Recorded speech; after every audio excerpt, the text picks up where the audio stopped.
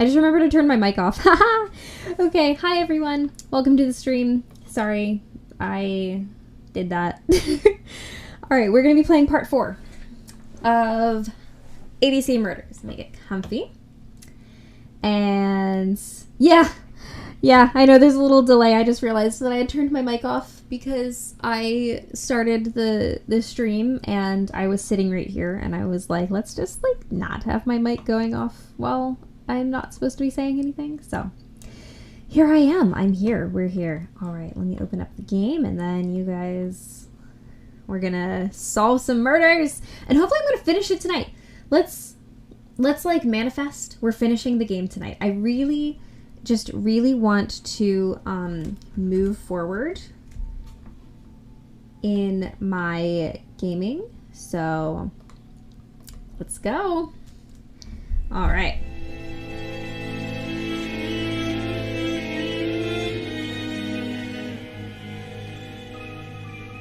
Hi, Ricky, Maggie, and Liv. Thanks so much, you guys. I appreciate you being here.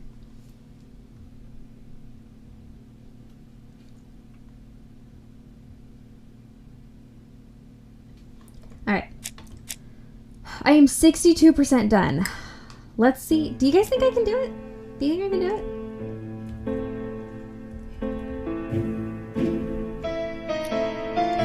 it? Let's do this. That might be too loud.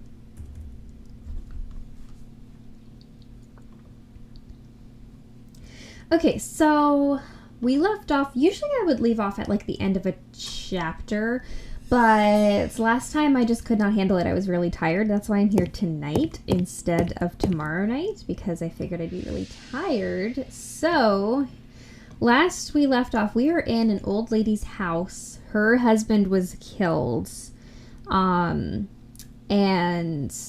she's super sick. So we are snooping in her house while she is unconscious, basically. So it's just so wonderful. Hi, Franklin Joanna. Clark appears to be a typical British gentleman. A good sportsman, a hunter, a traveler. Okay. So what do I need to do? I know there's some puzzles in this room that I saw briefly last week. Here's one.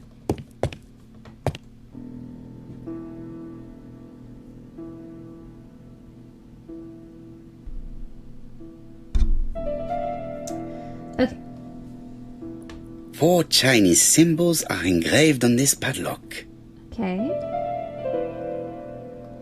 So we need 4 Chinese symbols, and I see some things here. Well, the characters engraved on this disc resemble those engraved on the padlock. All right.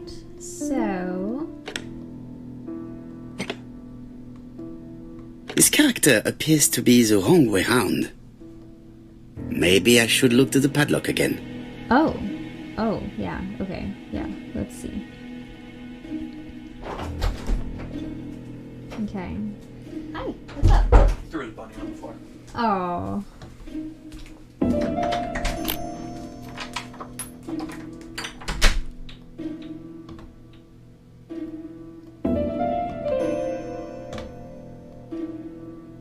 So That's it. Yeah, This character appears to be the right way round. it is supposed to look like that.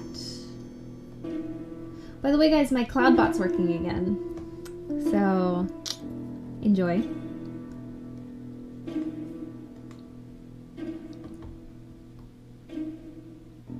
Like this character appears to be the right way round. All right.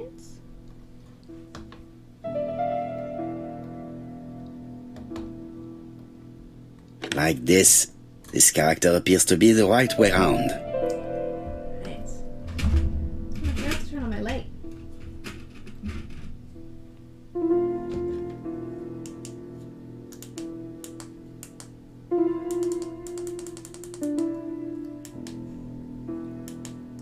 This thing is bright. All right, now this one.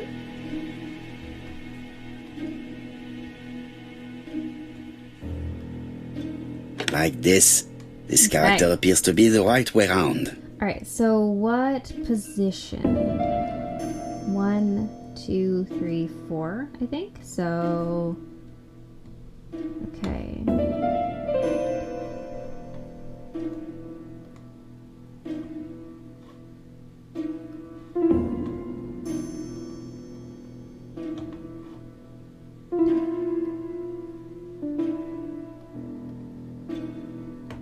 Okay.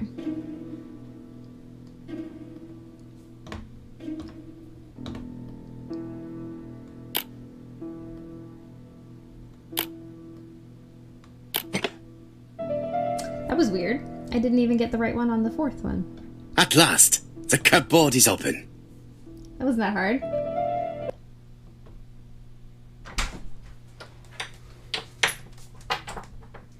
Hello, Hi. Internet. I just thought of something. Did I start recording? I did. Okay, good. Did you need me? No. Oh, you said I just thought of something. Oh, I wasn't talking to you. You hear Talking this? to the audience. Sigh. Hello to the audience. Hi, Casey. Nice to see you. The English countryside is back in fashion. By English, I don't mean British, but a very specific image of rural England. Rural is a weird word. A patchwork quilt of green fields bordered by hedgerows, a landscape where skylarks sing and wildflowers flourish, a bucolic, is that word? Idle peopled by honest, hard-working farming folk gathering in the harvest. Why was that so hard for me? Genteel and wild. English countryside revisited. Hi, Hannah. Nice to see you. All right. What else do we The have? Railway Children. E. Nesbit. Oops, sorry. You may talk. A family who moved to Three Chimneys, a house near the railway, after the father who works at the Foreign Office is imprisoned after being falsely accused of spying. The children befriend an old gentleman who regularly takes the 9:15 train near their home. He's eventually able to prove their father's innocence, and the family is reunited. The family take care of a Russian exile, Mr. Szpansky, who came to England looking for his family, later located, and Jim, the grandson of the old gentleman, who suffers a broken leg in a tunnel. That is a really odd description of a book. For Franklin. Und Effie's Christmas, 1910. Okay.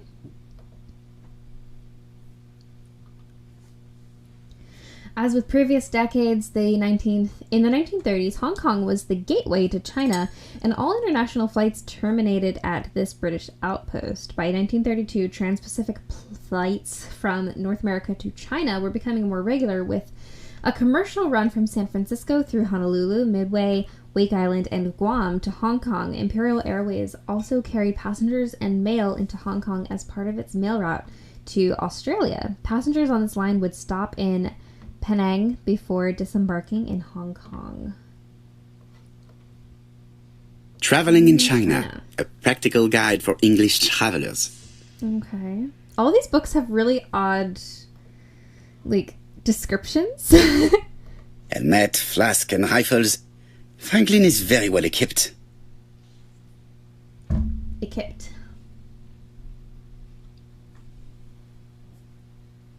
All right. So let's look at this then.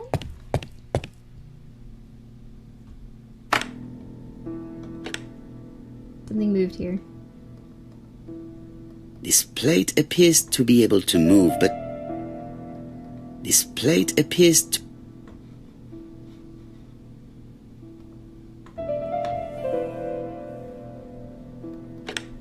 Oh, I must need something to continue. okay. I need the key. This plate appears...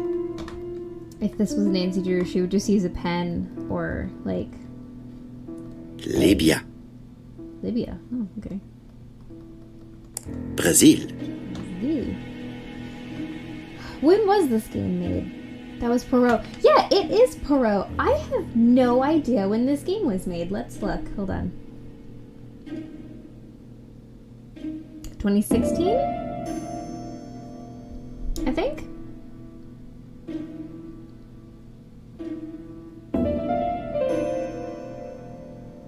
I want to say 2016. Yeah. Cool. So a while ago. It's locked.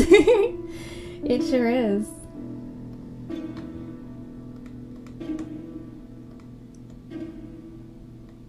I must need something to continue. I just put the key there.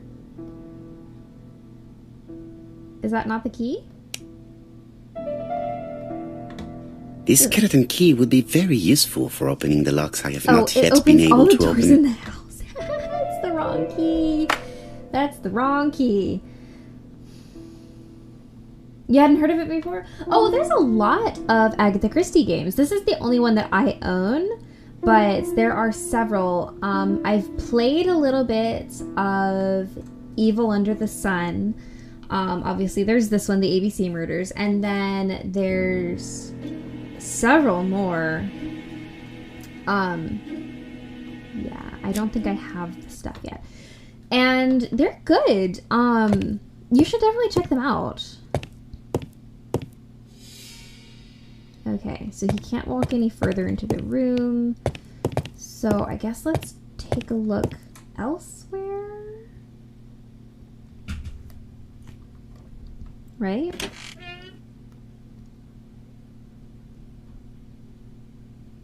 Let's see.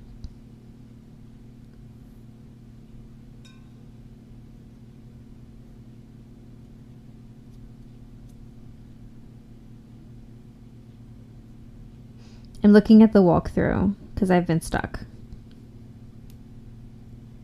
Okay, I did that. Alright, let's go in here again.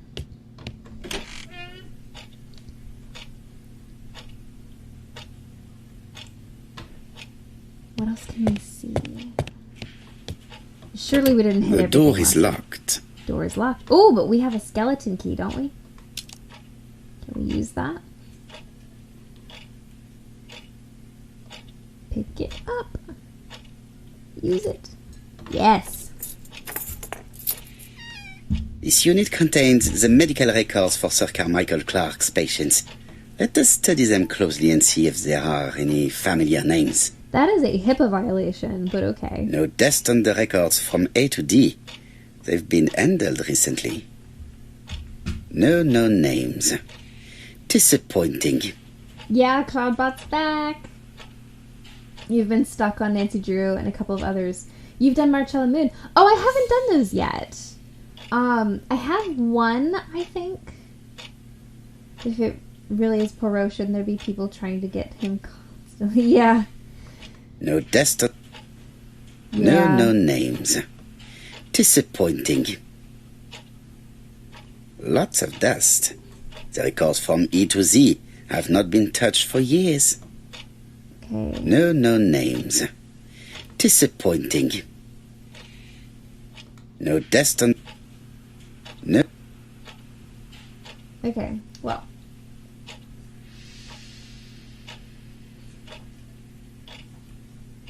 Yeah, I will be playing one of the... Is it Marcella or Marcella Moon? I'm not sure. Sir But Carmichael's collection could rival that of a major museum. Cool. I will be playing those soon. I'm currently on a quest to play through every game. I see some papers that were own. not there the first time I visited. Ooh, let's look at them. So I'm Valuers going through my report entire property. Steam library. Building land located in Comside, Churston client, Sir Carmichael Clark, April 15, 1935, Court and Brunskill office. Anyway, so I'm going through them in alphabetical order. Court and Brunskill. Because why not? Because I need to play every game that I own, and I haven't played every game that I own, so here I am. Ernest Logan, MD, Brighton Cancer Institute, 201 Dusk Road, Brighton, Sussex. To Sir Carmichael Clark, MD, Comside, Churston, Devon. Brighton, 1935, January the 5th. As a man of science, I owe it to you to be completely frank. Lady Clark, your wife is suffering from a generalized terminal cancer. I confess I didn't suspect anything like that during the first exams. But with the test results I have received today, there is unfortunately no place for doubt. I estimate that Lady Clark's life expectancy is no more than 1 year. Hospitalization would not help in her case, so I advise you to keep her at home and provide her with as much morphine as required to ease her last moments. Yours sincerely, Ernest Logan.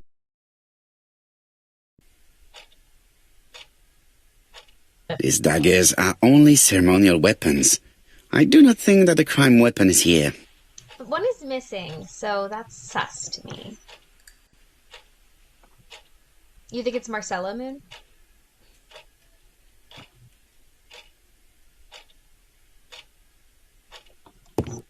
I like the sound of the clock in this room. Wait. I can look at this book.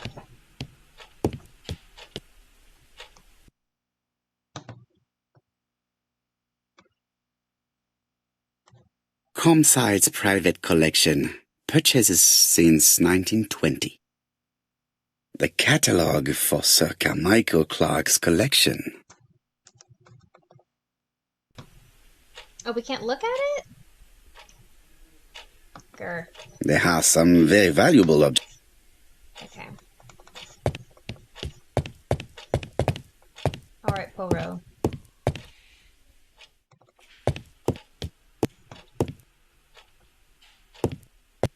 Can I look in this one? There's gotta be something that I need here.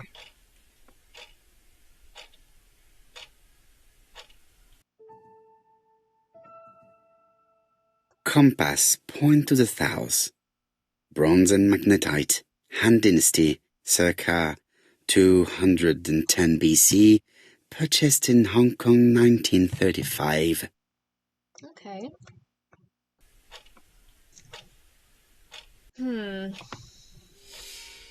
What about this stuff?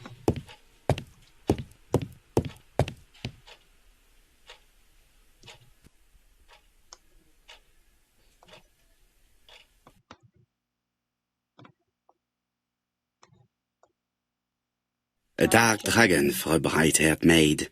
C. Interesting. There's the missing knife. I've already seen similar daggers. Mm-hmm.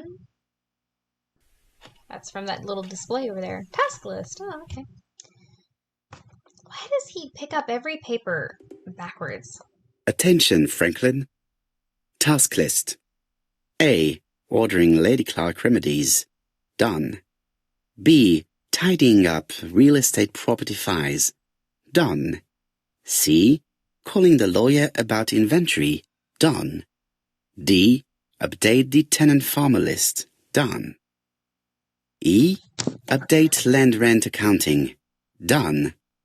F. Ordering a restock of arsenic. Done. P.S. I have left on the living room table some of my things I don't want to keep. The locket and the dagger. I am sure you know why. Thora. Interesting.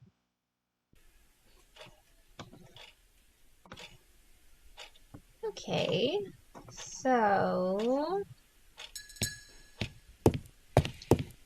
they were romantically involved. Order and method above all. Let us finish examining the mansion while no one is around. Okay, I feel like this room I've kind of exhausted though. So what else? What else? What's this? How am I going to open this trunk? Let us examine it. Okay. Oh.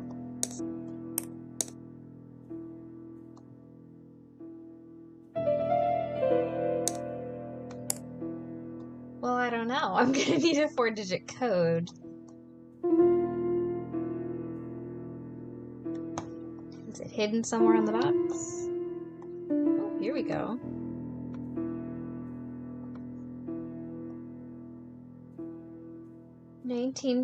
27. Let's try it. You guys think that's actually it? It's too easy. Oh. 1 9. Go back. 2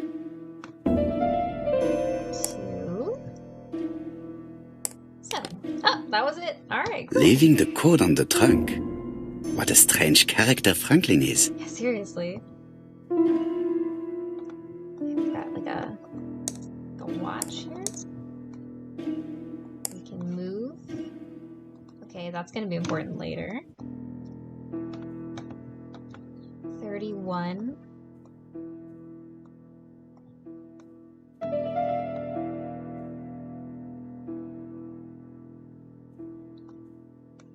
Seven.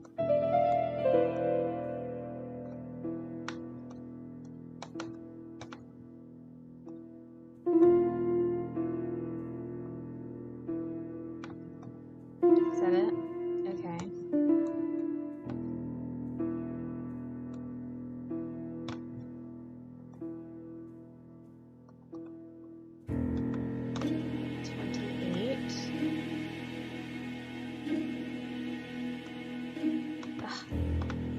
Why can't it just let me move it? There's no number on this one?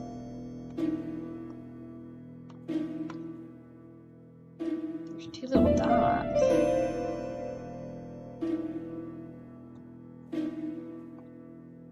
Five. 20.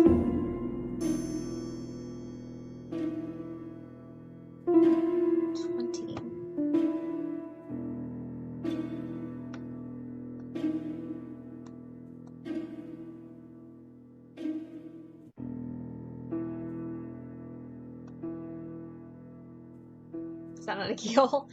Alright, so...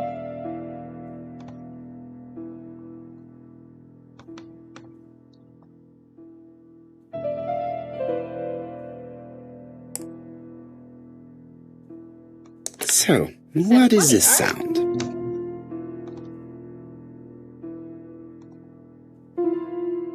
Wait. I should be able to open the trunk now. I have a key! There we are. Oh. Yes! Oh. Okay. Okay, so I can't do that yet. I probably need some sort of special tool or key. There we go. Oh. Whiskey and other good quality drinks. Mr. Clark really has refined tastes. Daddy. Daddy was... Whiskey and other good quality...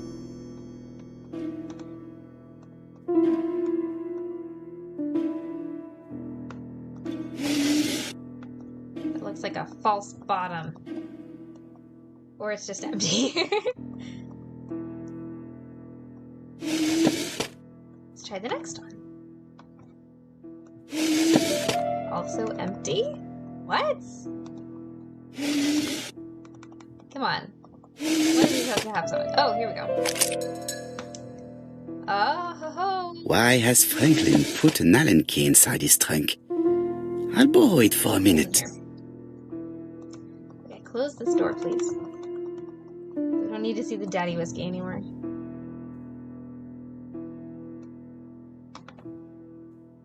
Okay, I know exactly what to do with this. Yep, that's the one.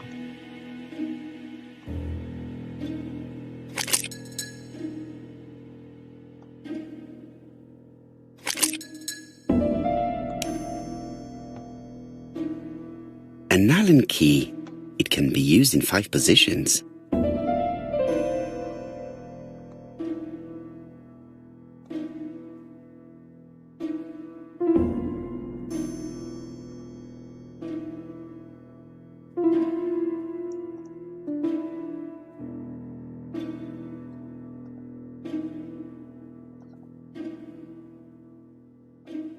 Okay, that's just stupid. Why can't he just do it the right way?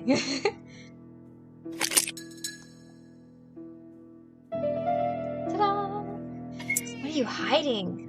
A table! Oh! More? Okay. So that is 1, 2, 3, 4, 5, 6, 7. Wait, hold on. 1, 2, 3, 4, 6, 7, I think? It's really hard to see. Okay, so that first one.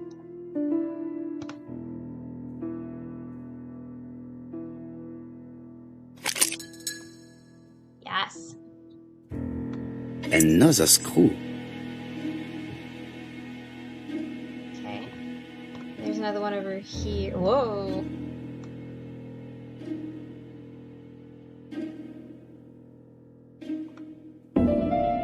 Happy birthday, I got you that town in France you wanted.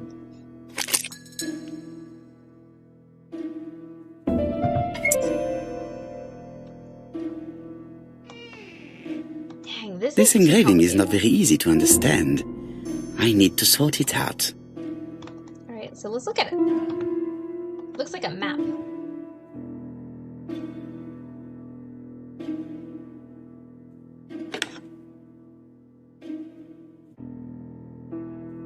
Oh, I like puzzles like this.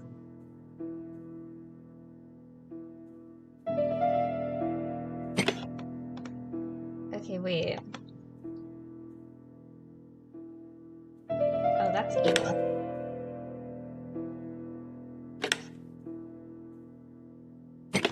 Okay.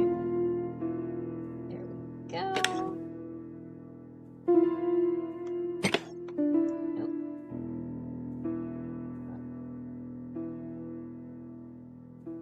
There we go. And now I've got to fix this guy again. Oh, that is just heartbreaking.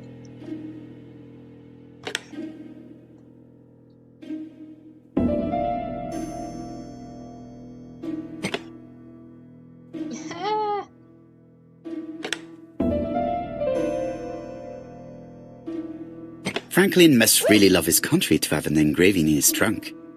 I think I heard the panel above release. All right.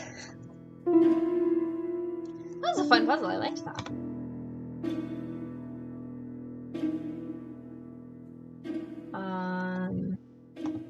Whoa. A signet ring? A signet ring. Okay. Is it a globe? Who has a trunk like this? I know. A signet ring with a code written on With it. this game. 1587. It may be useful to me. 1587. Okay. So this is my main problem with this game is every single person has just like normal everyday objects that are ridiculously locked. Like that was the most ridiculous trunk I've ever seen, but like in the last one there was like a music box that was weird, and then in another one another person had a record player, and that took like 6 steps of unlocking parts of it to get it to work. It was absolutely like stunningly ridiculous. So that's my main problem with this game, is it is just so frustrating. I thought I was going to open that drawer. Perhaps this one? It's just so frustrating. Like, I'm like, what? Why does everybody own these horrible locked boxes?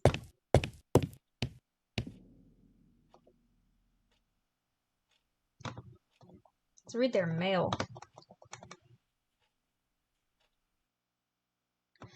The Black Dragon's Curse. The Black Dragon's Curse. To Franklin, who will never grow up. January 25, 1928. Car Charlotte. It looks like a giant rat head on the wall. I think it's a lioness. I forget. Arsenic. Oh. Miss Thorogray, Comside, Justin Devon. Arsenic trioxide thallium. So remember when the old lady was telling us that she thought that Thora was trying to poison her? Was she putting arsenic in her stuff, her food, perhaps? Something? I'm not sure. We'll find out, won't we? But Thora is gone now. Not dead, she took another job somewhere. Okay, so that's that room. Alright, so what am I missing? Oh, goodness. What am I missing? Let's take a look.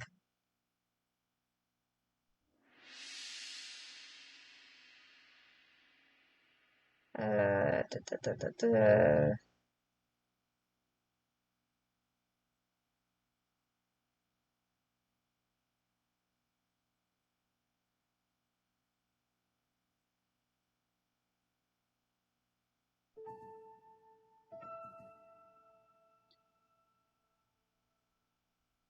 Okay, I did all that. Okay, I did the Chinese cabinet.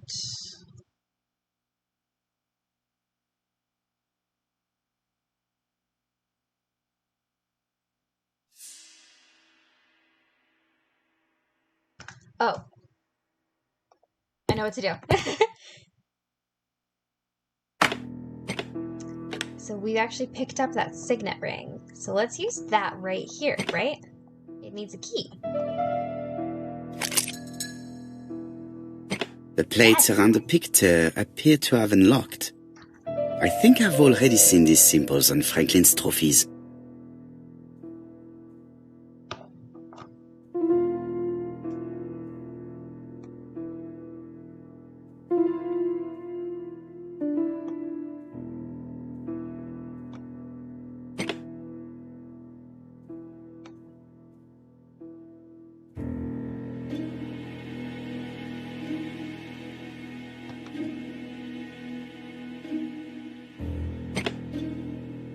The Lion of Sumatra.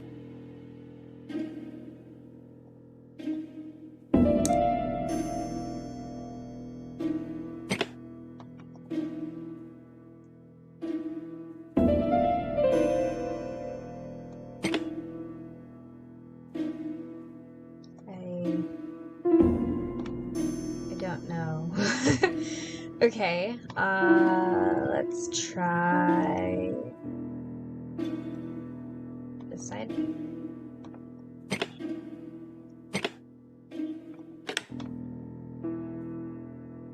I didn't do this one, did I? I did not. Okay.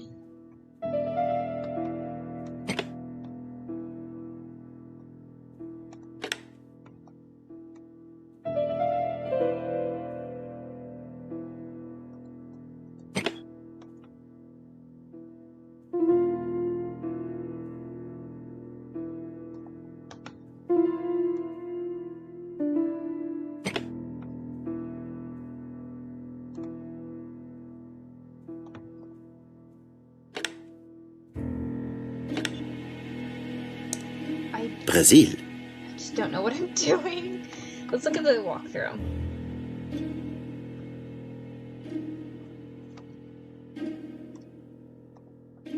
There's also the bottom here.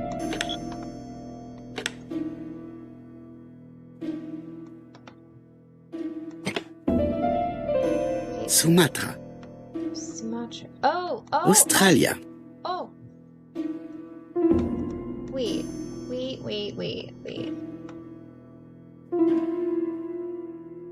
Okay.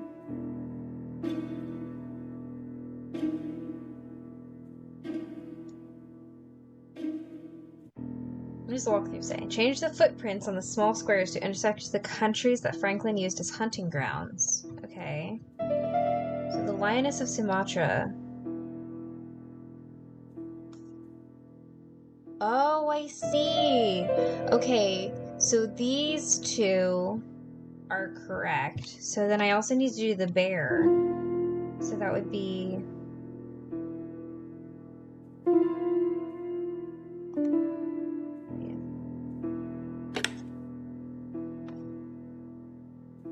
Okay, so then that would be this one. This one? No, not that one. The African kudu. Oh. Okay. Oh, I got one. All right. And then I need... I've got these guys. One of these. No, not that one. Maybe this one? No, not that one. Maybe this one. That's the one. The Alaskan Kodiak bear. There we go. All right. I heard the sound of a mechanism.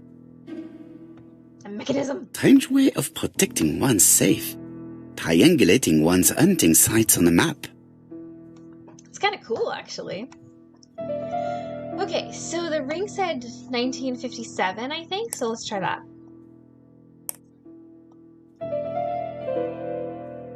Right? Let's hope I'm right. No? Was I wrong? Did I say 1957? It was 1587, according to the walkthrough. It's a good thing I have that up still. These documents are very likely going to help me for the rest of the inquiry. Yes, let's go. Let me look. A Okay, dozen gold sovereigns. Some shares for the Southern Railway and some treasury bills. This is not worth much, hardly enough to justify your robbery. A dozen gold sovereigns. Okay, I've already heard about that. I wish you with all my heart a happy year 1935. Writing my greeting cards, I have affectionate thoughts for you. Always smiling as a child, sailing to distant countries and bringing back to us trunks full of wonder. At all, Oops. I opened the secret drawer of Carmichael and read a letter not addressed to me. In this letter, Dr. Logan tells my husband in the most direct way the truth he conceals from me. Sir, I know, but my husband doesn't know I know. Please don't tell him. And if he shares the truth with you, act as you are surprised. Carl will probably speak in his usual convoluted way, but I wanted to be the first to announce it to you. It does matter to me that you are aware of what happens in Compside. Warm regards, Charlotte. Sir Carmichael Clark, Compside Churston, Devon, to Mr. Franklin Clark, Peninsula Hotel, Salisbury Road, Tsim Kowloon, Hong Kong. Compside, 1935, January the 12th. Dear Franklin, first, I wish you a good start to a successful new year. I have received your letter dated December 10th. Thanks for defending my interest against Wang, this robber. Things could have got pretty bad if you weren't a real cold-blooded guy. I envy you for that. Things go on here much as usual. Charlotte is moderately free from pain. I wish one could say more. You may remember Thora Gray. She is a dear girl and a greater comfort to me that I can tell you. I should not have known what to do through this bad time but for her. She has an exquisite taste and shares my passion for Chinese art. No daughter could be a closer or more sympathetic companion. Life has been difficult, but I am glad to feel that here she has a home and true affection. You wrote me you want to stay in China for 1 more year or even longer. I don't object. The longer you stay, the more opportunities you will have to increase our collection. Nonetheless, you should know that we miss you here, and that Charlotte will be gone by the time you come back. That's sad. I am, dear Franklin, your truly affectionate brother. Okay, interesting. Eton College School Year, 1912-1913. Franklin Clark. School report for Franklin Clark. According to his teachers, Franklin was a good student, but lacked discipline. Interesting. I don't know why some of these things need to be locked. All right.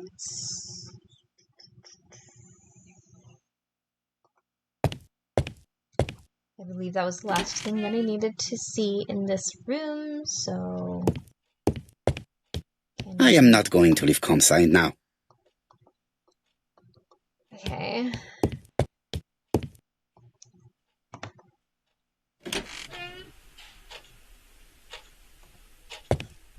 Can I leave yet? Through the backyard?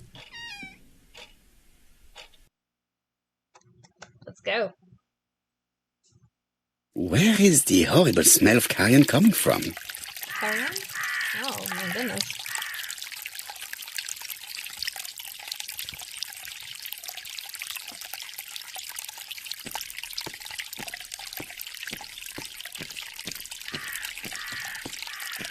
Oh, here we go. Uh-oh. Brown pellets. Tut-tut. The gardener does not follow the alignment. Tut-tut. There, that's better. It is symmetrical. So like... There, that's better. Brown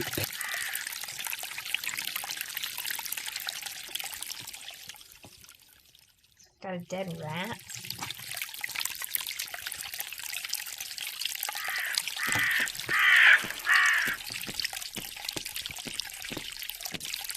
Oh, look at the fountain.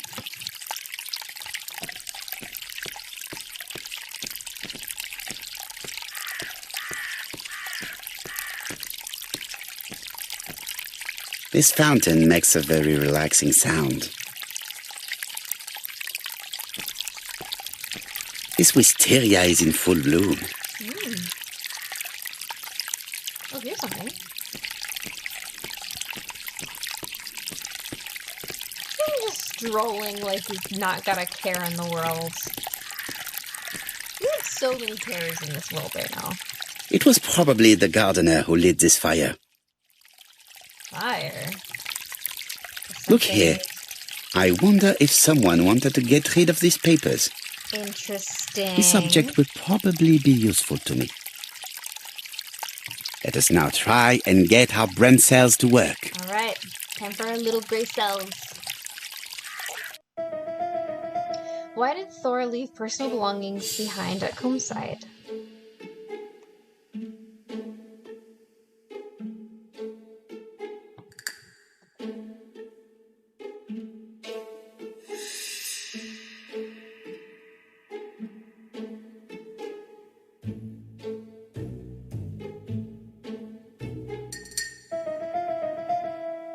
There we go. Thor does not want to be accused of theft. Okay, makes sense, sure. Everything that Thorgrey has left behind comes from Sir Carmichael's collection.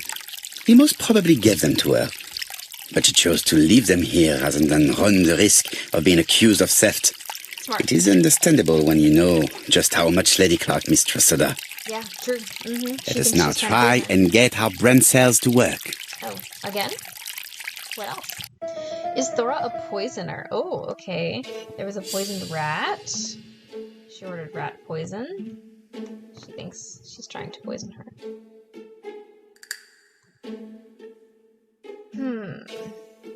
Thorgrey never considered poisoning Lady Clark. Thorgrey had no reason to kill someone who only had few months left to live. The poison she ordered was for rats. The gardener must have made good use of it, considering the stinking remains on the path, not far from the property. Yeah. I've finished here. I must put the skeleton key back and inform Hastings that I'm returning to London. Hey, can I look at this little building thing?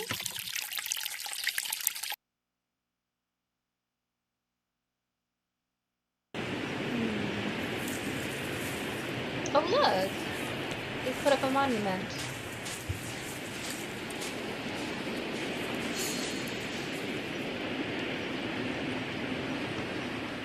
May you have peace, Carmichael. Charlotte. That's nice. Is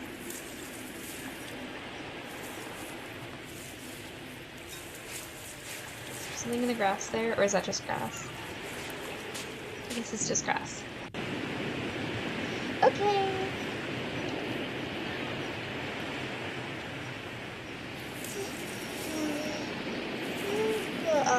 Sorry guys, I'm tired.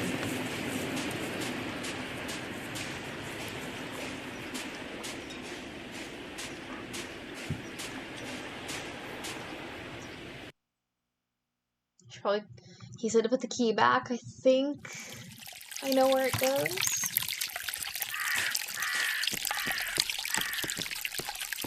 Thank you for not taking the long way around, Flora.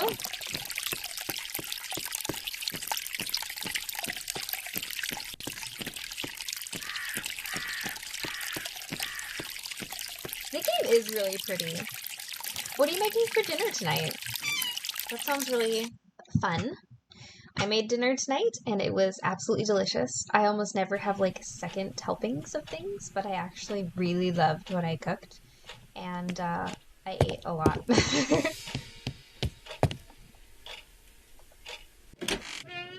In case you're wondering, I made a,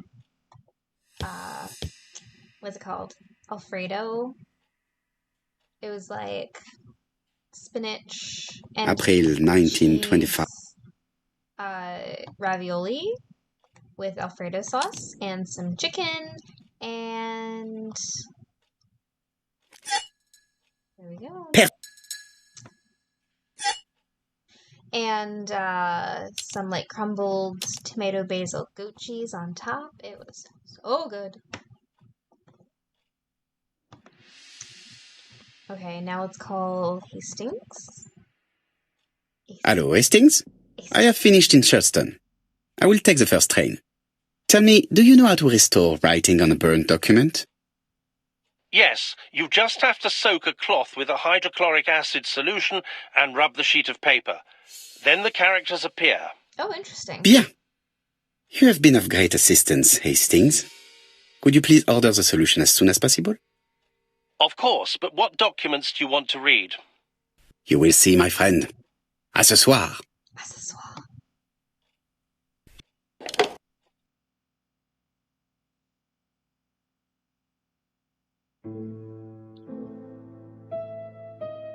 Uh-oh. Donald is back. Donald Fraser is here. He insisted on waiting to see you. Okay, let's go talk to Donald Fraser. Finished Churston, second visit. Wonderful Hungarian moustache. Okay, well, let's observe him first. Let's take a This look. man is tired. He's tired. Well, his girlfriend died. Dark circles. Unshaven. Crumpled clothes. Donald is short of sleep, and it looks as if he didn't even bother to undress before going to bed. Oh my goodness, he's wearing a suit. He wears a suit to bed. Mr. Parrow, I don't know why I'm here.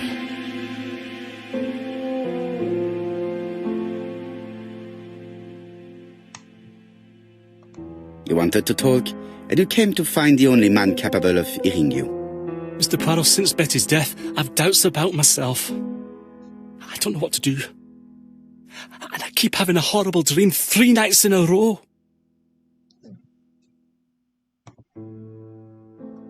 Have a drink, and tell me about this dream. He's reassured. Oh, good. We're being nice. It's always the same. I'm on the beach with Betty. I grab her round the throat, and I squeeze, and squeeze until she's dead. Her head falls back, and I see that it's no longer Betty. It's Megan's face. Wait, who's Megan? Have you seen Megan Barnard recently? Oh, is that the sister? Yes, our grief has brought us together. I never really knew her before. She's really quite a remarkable girl. Oh, But I would never tell her about my dream. yikes. Why not? Yeah. Is it her you are attacking in your dream? No, it's Betty. And once Betty is dead, it's Megan's face that appears in its place. Very interesting. You considered therapy. Let us now try and get our brain cells to work. I think I understand it, though.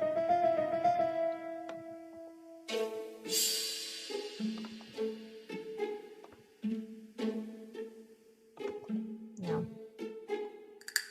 Yeah. Yep.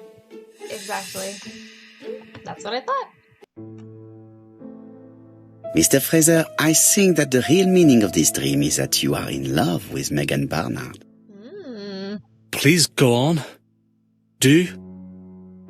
This dream certainly betrays your guilt. What happens if you choose something wrong? Oh. I'm not sure. But what do you feel guilty about? I don't Having think killed your fiancé? that happens. Possible. I think I just Or forgetting her receive very more quickly points for if her I sister? choose things Certainly. well. And this forgetting is perceived as a second death. 'Cause I've been playing So you this don't really for think I was the weeks one who now, killed and Betty? I do not exclude don't this theory. think I am simply saying that I do I've not done need to anything know that wrong, fact per se. to explain your dream and your guilt.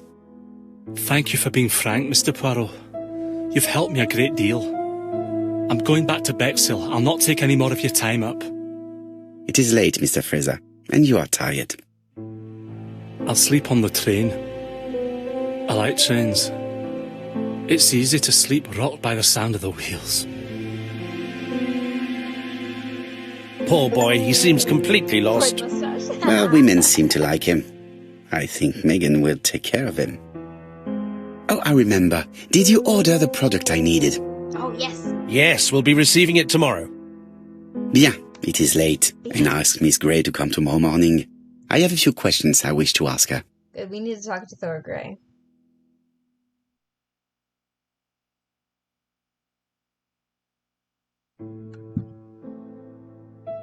Mademoiselle, I asked you here in order to answer a very important question.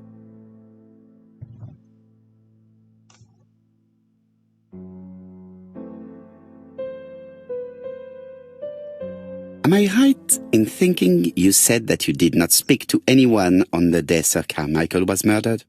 It's the absolute truth. Yet, Lady Clark maintained that she saw you talking to a stranger on the front doorstep. Really? She must have been mistaken. Oh, that's Oh, weird. I remember now. I'd forgotten all about it, but it wasn't important.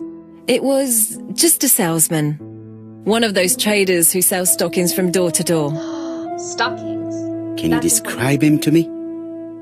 Medium size, glasses, dark suit, and a felt hat.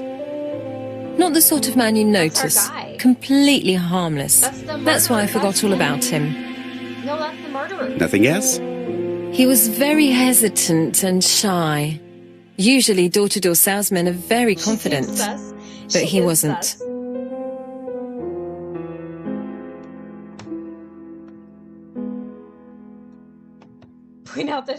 Let's point out that she's sus. Mademoiselle, the circumstances of your departure do not appear very clear. Mr. Poirot, your questions are offensive. Oops. I don't wish to lie. Okay, Lady so Clark that's did not appreciate my presence. And Franklin possibly the wrong. could not choice. go against the wishes of a sick lady. He is a good man, and he worries a great deal about his sister-in-law. I noticed that you left some personal belongings behind at Churston.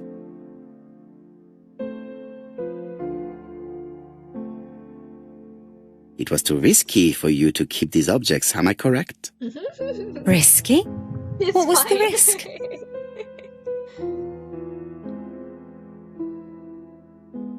The curse of the dragon is on her. Yeah, there we go. You know very well what Lady Clark might have said if you had kept these objects. Indeed, these objects were gifts. But Lady Clark would have been convinced that I'd stolen them. Yeah. By returning them, I put an end to such evil gossip. I Yeah. think it was actually quite wise. of I her. must ask you one last question. Please reply frankly with either yes or no. If Lady Clark had died, would you have agreed to marry Sir Carmichael if he'd asked you? How dare you ask such a question? Just answer. Sir Carmichael treated me just like his daughter. And all that I ever felt him was affection and gratitude, nothing else. I thought it was the brother she was in with. Thank you, mademoiselle. I will not keep you any longer. Remember she was smooching with the brother, right? Right? I met Thora Grey on the stairs. Her cheeks were ablaze, and she appeared to be deeply hurt. Poirot, have you offended the poor girl again? Do you have good reasons for accusing her? Sort I of. accused her of nothing, Hastings. I simply asked her an important question she did not answer. Let us see if we can answer it for her. Hi, Abby. Thanks so much for being here. Let us now try and get our brain cells to work. Would Thora have married Sir Carmichael if he had lived? I feel like... no?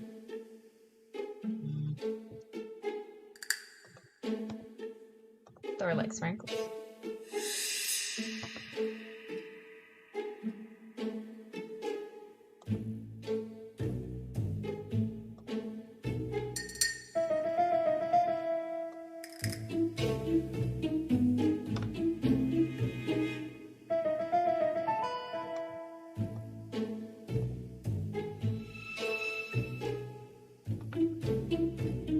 There we go. Thora wanted to be married and certainly would have succeeded in doing so. You must know how to read between the lines, Hastings. When Sir Carmichael refers to paternal affection, he's lying to himself. Read this engraving on the brooch. A dark dragon for an angel with glossy hair. These are the words of a lover, not a father. Lady Clark was not wrong. What if Sir Carmichael had fallen in love with his secretary? That doesn't mean that she forced him to do so. That doesn't mean that True, she there was are turned extenuating feelings either. circumstances. She is a penniless orphan. But she's calculating. Just look how she avoided it when asked if she would have married Clark. I see. You think she seduced Sir Carmichael for her own gain, and that now she is doing the same with his brother. Poirot, your world is a very dark place. Your world is a very Do not dark get place. carried away, mon ami. We have another more important matter to settle. Really? Yes, would you believe that Miss Grey taught me something new? Oh. What? Let us now try and get our brain cells to work. Is there another common point between the murders? Yes, there is. It's the stockings. Stocking box. Salesman. Stockings. Ta-da! Before each murder, the victim or someone close to them were in a situation where they could buy stockings. It's perfectly clear, Hastings, perfectly clear. Indeed, a stocking seller visited Andover, Bexhill, and Churston on the day of each murder. We have our suspect. This should be of interest to Jap. Yeah, let's tell Jap.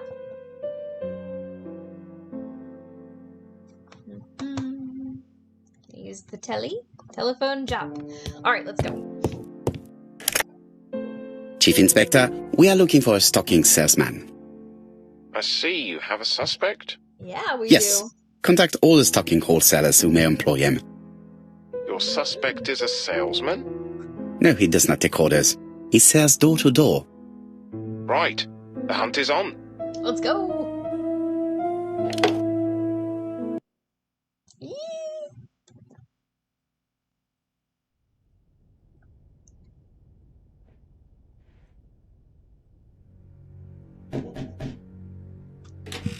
Oh, there's our guy. Are you leaving, Mr. Cust? Yes, I'm going to Cheltenham. You shouldn't travel today. You don't look very well. I have to. He's murdering I- these people. I have engagements. I must respect them. Hmm.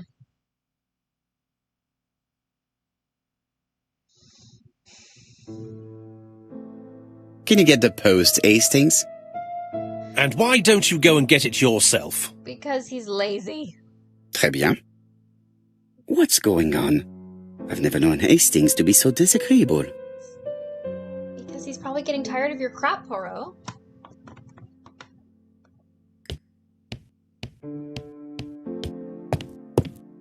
It's cold.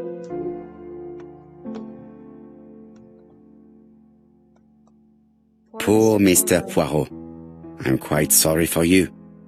If at first you don't succeed, try again. We've a long way to go still. Typery? No, that comes later. Letter T. The next little incident will take place in Doncaster on September 11th. So long. ABC.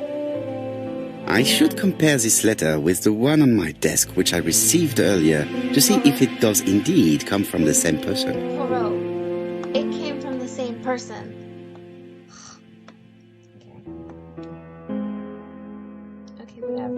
Whatevs.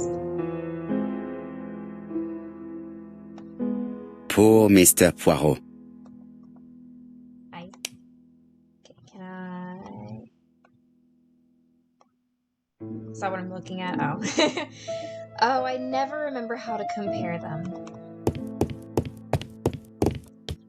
Step. Ah, here we go. Here they are. Alright. Thinking.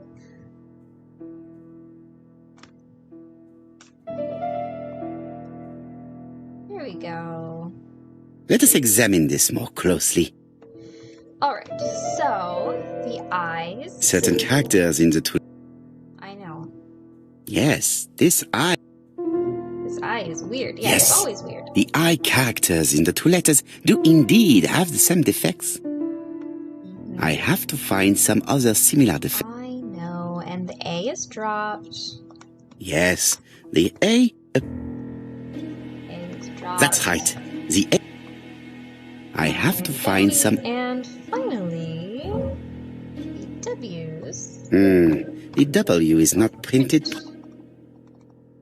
Of course, the W characters in the two letters do indeed have the same defects. We do this every time, Poirot. My theory was right. These two letters were written with the same typewriter. Yeah. Okay, now. hurry up, Hastings, somebody's gonna die. strikes tomorrow. Letter D from ABC. Chief Inspector On Jack? your own initiative and He's thanks on to another your line. talents and Can I take a message? Yes, please, mademoiselle. It is from Hercule Poirot. Tell him ABC strikes tomorrow in Doncaster. He must call me back. gold paper knife. Very well, sir. Comma. Oh, yeah, the commas did look a little dark too. Bien, now I'm going to see what I can find from these burnt documents. I've received the product I need. Hastings, if you do not mind, I would like you to take a few notes. Look outside the Yes. window even. It's so Yes. pretty. Maybe Poirot is secretly getting letters from another alphabetic serial killer that he isn't telling anyone about. Maybe.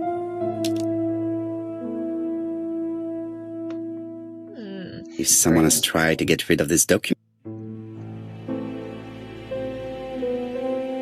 Wait, how do I do this? Save the current documents. Okay, well, let's look at them. So cold. If someone has tried to get rid of these documents, they may be important. But it's my office / library / craft room / streaming room, so I hang out here, but please be close. But it is so cold here, so I am super cold. Is that letter? Yeah, I made that. Okay, so I need some sort of product. Do you have it? So, how are you getting on? I'm ready to take notes. Well, I don't know what I'm supposed to do. I'm gonna pull up a walkthrough. I don't have time for this.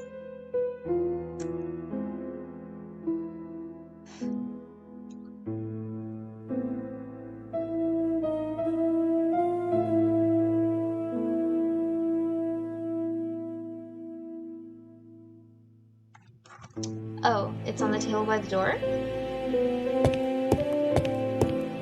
Perhaps. Let's look in the mirror first. Curl your mustache. Now, down to work. There we go. That's what I need. All of this needs putting in order a little. Okay. So. Oh my goodness. Is that I really have to do this?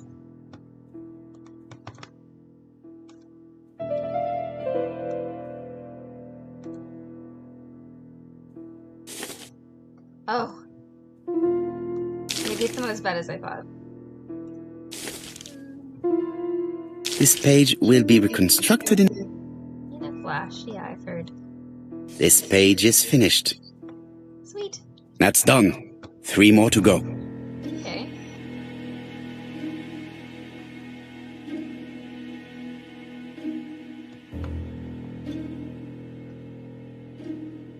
piece should be placed here. That goes there. This goes here. This piece should be placed here. Hush, Poirot.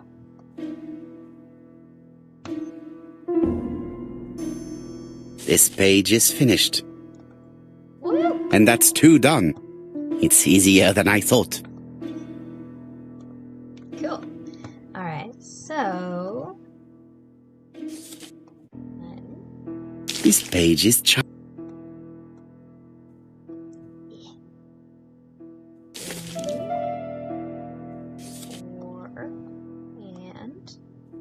This page is finished. Only one more. It was annoying that it's Keep the same going. typewriter wouldn't be that useful if the wording and signature are the same, right? Anyone could use a typewriter. Like, if the letters were from the same person with the same wording but typed on a different typewriter, would Poirot actually ignore them just because they didn't match? Yeah, I don't know. The way that Poirot's brain works doesn't make a This lot of does sense not look to too me. difficult.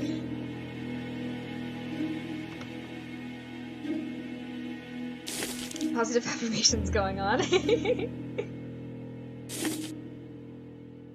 I think that this is right. This goes here. This page is finished. Woo. All the pages are reconstructed. Alright, now let's read them. Alright, let's put some of A this bottle of solvent. A bottle of solvent. A bottle of solvent, A bottle of solvent. Okay, cloth. A dry cloth. Can I, like, spill it A dry cloth. onto the cloth? There we go. The cloth is now soaked with solvent. Great. Now let's put it here.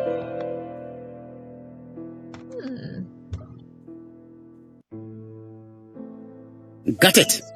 Make a note, Hastings. Make a note. Mrs. Alice Asher, shop owner in Andover.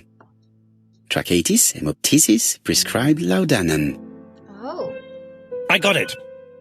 Look. Poirot, where on earth did you find these files? On a fire at the bottom of the garden at campsite. All right, but where did the person who burned them find them? In his files. In the doctor's files. It was the doctor's files. Did you hear me, Poirot? It was the doctor's files. Alice Asher, shopkeeper in Andover. Tracheitis, hemoptysis, chronic cough with loss of blood. Prescribed laudanum-based cough medicine. Interesting. That was our first... Betty murder. Barnard, waitress in Bexhill. Chronic bronchitis, causing dysphonia. Advised to stop smoking. That was the second murder. Alexander Bonaparte Cust. War wounded, mustard gas and head trauma. Pulmonary emphysema. Hemoptysis. Coughing fits with blood. Suffers from absences and amnesia. Oh my gosh, that's our guy. That's the murderer. Dick Dudley Dunbar, owner of the Black Swan Hotel in Doncaster. Asthmatic, heart disease, heart condition. Let us now try and get our That brain cells to work. Is the next guy who's getting killed. Oh my gosh, we've got to do this quick and tell Chief Inspector Japp.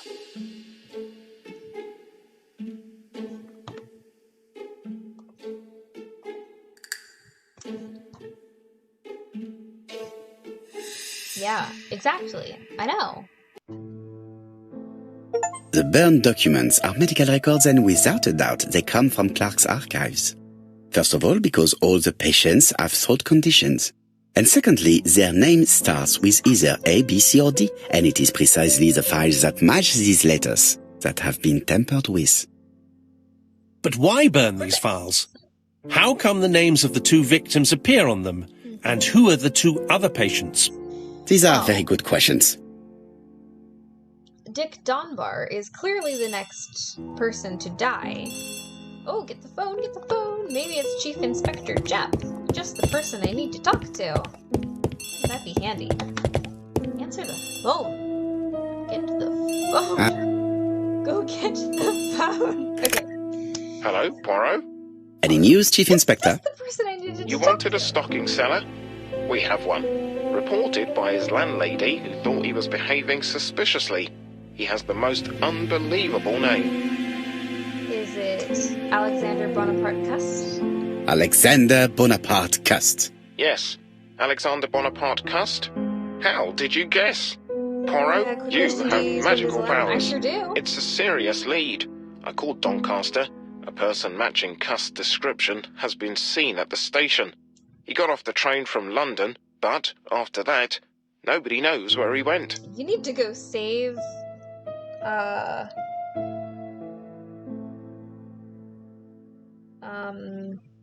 you just Look for him at the Black Swan Hotel. Yeah, there you go. Mhm. What? How do you know he's there? Trust me, Chief Inspector. You appear to be very sure of yourself. Very well. I'll call the Black Swan straight away. The owner is going to get a shock when he learns that there's a murderer under his roof. I think the owner is the one who's, Do your best, Jap. You can count on me. I think the owner's the one who's about to die, right?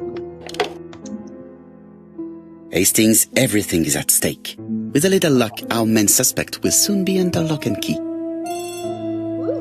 Oh, the phone again. Get the phone, Poirot. So has Cust been arrested? Yes, the Doncaster police are sending him by train. Oh, That is good news. But why so gloomy, Chief Inspector? Well, when I told the hotel owner that he was sheltering a murderer, he collapsed. Oops. Is dead? No, fortunately, but it has taken its toll on him. It has to be said that with his name starting with the letter D, he had every reason to fear Cust. I bet he was going to be the next victim. Yeah, that's scary.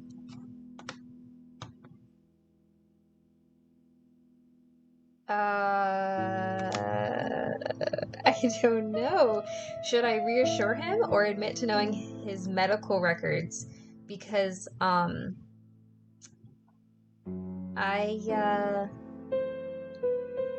think that's a HIPAA violation.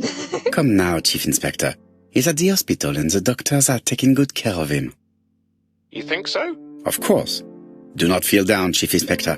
Let us focus on our investigation. Oh gosh, I hope I didn't While make a we're mistake waiting this to time. question Cust, we could search his room in London. Where does he live? The Marbury Guest House? I'll see you there. Yes, but start without me. First of all, I have to sort out a few details for Cust's transfer. I understand. À bientôt. A bientôt. Alright, Hastings, we are done. making good progress. Please go and search the room of our number one suspect. With pleasure. I did have a dentist appointment, but I'll cancel. The dentist. So that is why you were so nervous and bad-tempered. A visit to the dentist is never an enjoyable prospect. But an unavoidable one. Go to your appointment, Hastings. I will manage on my own.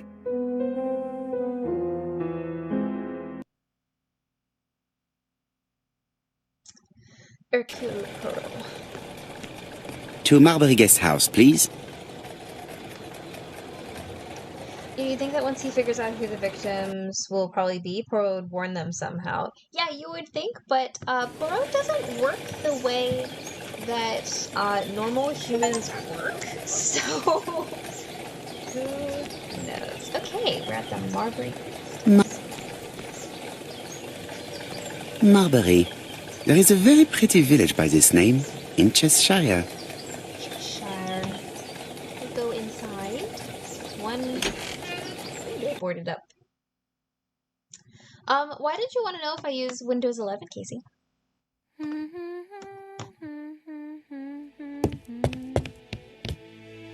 How do you do? You must be Mr. Hercule Poirot. Chief Inspector Jupp told me that you might be coming.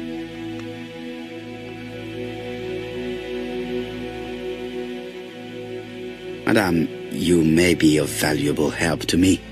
It would be my pleasure to help you. Oh. Will there be some journalists there as well? I think you might even be interviewed. You are key witness. I've suspected him for some time, but he appeared so harmless. Oh yes, sometimes he got angry and waved his arms about. But even then, he wasn't frightening. and he was as gentle as a lamb again immediately afterwards. It was only this morning that I understood. He told me he was going to Cheltenham, but my daughter saw him at Euston Station. It's not the right station. To get to Cheltenham, you have to take the train from Paddington. And what's more, Mr. Cuss left behind an ABC with Doncaster underlined. Oh, my. As you can imagine, when I saw that, I called Scotland Yard. Good for you. Well done. You were right. He did go to Doncaster. So I was right to warn the police. Yes, you're doing good. Tell me, did you have any other reason to suspect Mr. Cust? Well, he's odd. Sometimes he coughs really loudly and complains that his throat is burning, and sometimes he talks to himself and stares into space. He told me that it was because of a wound he got in the war. His head hasn't been quite right since, he said. Huh. And then he was in Churston when that millionaire got murdered. I found his train ticket when I washed his coat. Oh. He didn't want me to wash his shirt. He washed it himself. But I did see big brown stains on it. Do you think it was blood? Well, when I saw them, I thought, look, he spilled his wine or his soup all over himself. But now that I think about it, well, they did look like blood. Cust used to travel for his work. Is that correct? Oh, it wasn't for pleasure. He was always unwell on trains. But he had to sell his stockings around England. I have to respect my engagements, he used to say. Do you know where Cust was at the time of the murder in Andover and Bexhill? On June the 21st and July the 25th? No, I don't know. That was a while ago, you know. But surely you keep a register. It won't do you much good. Mr. Cuss rents his room for the year. If he goes away for a few days, I have no reason to make a note of it. Ah, I remember one thing. Bexhill by the sea, right? Yeah. Indeed, it is a large seaside resort. Well, as it happens, at the start of July, Mr. Cust asked me to repair his bathing dress. Suspicious, huh? Mm-hmm. Very interesting. Please continue.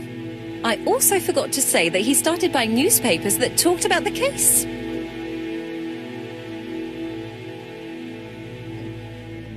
Which newspapers? The evening ones and the daily ones. That will be all for now. I'm going to take a look at his room. Interesting. Take the key on the counter. Whoops. Sorry about that. Okay. Okay, so Casey, you said you just got a computer today that uses it and you tried to download some Nancy Drew games, but the newer ones glitched when you opened them. Like, you tried to play Dead, and after some installation issues, finally got it to open, but the screen was just flashing repeatedly, and I could barely see. Some older games like Fen and Dog are working normally. I feel like Deception Islands tend to have more issues. It's not... What, are there any errors popping up?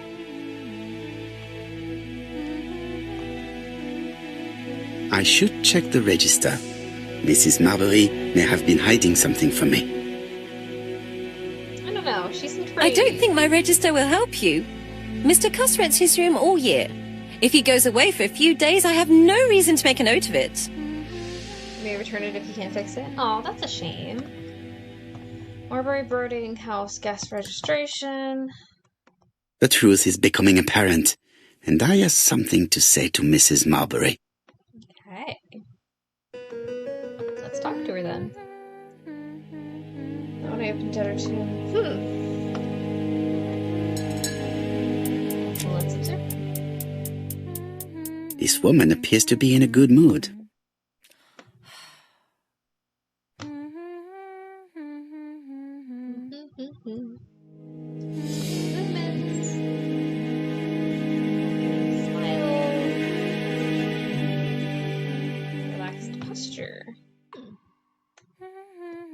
Mrs. Marbury is in a good mood. She is working very precisely in producing incredibly thin peel. Haven't gotten too ready for any games, just don't know why it's glitching out like it is. Yeah, that's really weird. And these are through Steam? Did you say?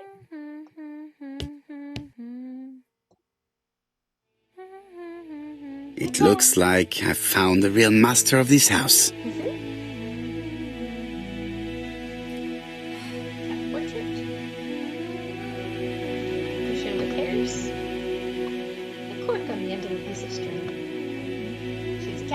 There is no need to worry about the household cat. Texting, but, I'm sure that Mrs. Marbury lets it do what it pleases.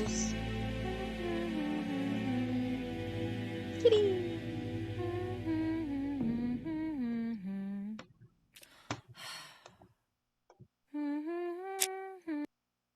Mrs. Marbury, if I am to believe the register, you rented room 306 to a certain Mr. Fishman on the day of the Bexhill murder. Room 306 is Cust's room. Can you explain yourself? Yes, I remember. Just for one night as a favour. Mr. Cust was away, all my other rooms were taken, and poor Mr. Fishman had nowhere to go. Use Steam on your old computer on Windows 10, never had any problems.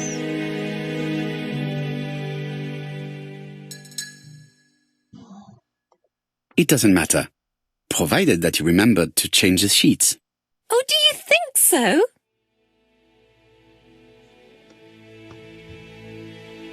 I don't really know.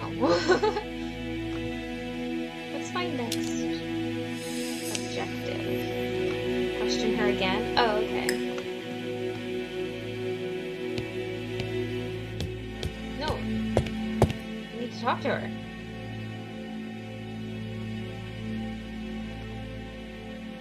There is no need to worry about the household cat. I'm sure that Mrs. Marbury lets it do what it pleases.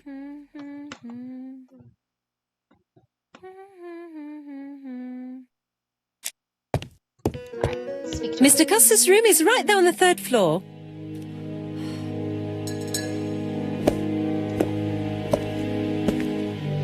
You don't get to see the cat, huh?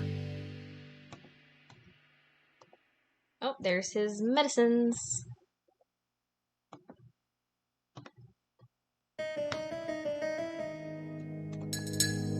Laudanum Cameron's Chemists. Laudanum, a medicine for coughs. It is what Dr. Clark prescribed for Mrs. Asher. That's right. This subject would probably be useful to me.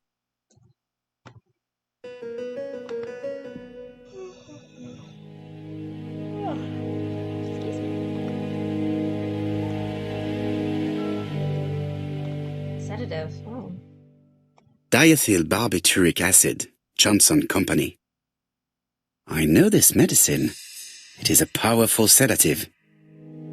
This subject would probably be useful to me.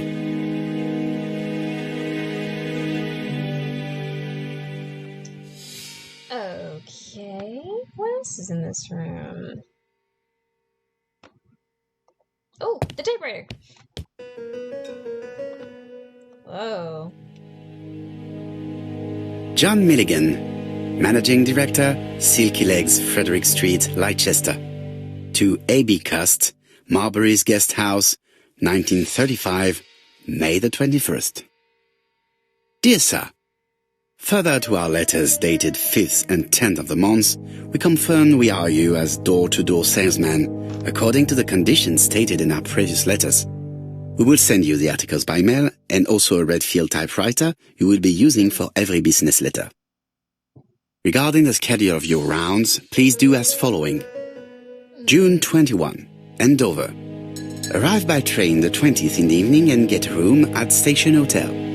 Start your turn in the north part of the town. This letter establishes that Cust went to Andover, but the ink has hidden the destinations of his other trips. I know from Mrs. Marbury that he went to Churston. I just have to show that he went to Bexhill, and I will have proved that he was present at all the crime scenes. Yeah. Guys, this is so good. We're like almost done. It's an ABC. Ooh. It's an...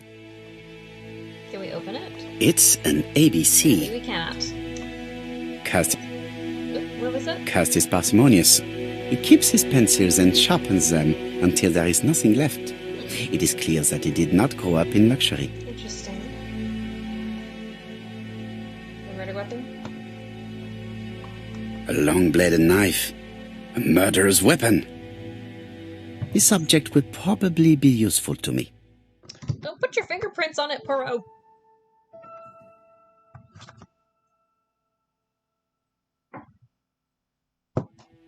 Oh, goodness. Okay. I have to get the ribbon. How am I going to do it?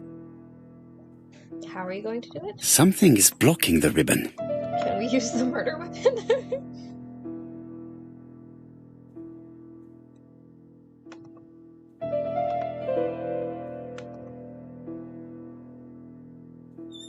The left-hand heel has been removed.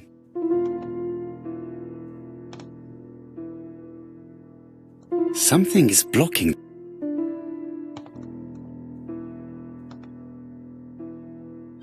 The right-hand heel has been removed. Can I take the ribbon now? Something is blocking.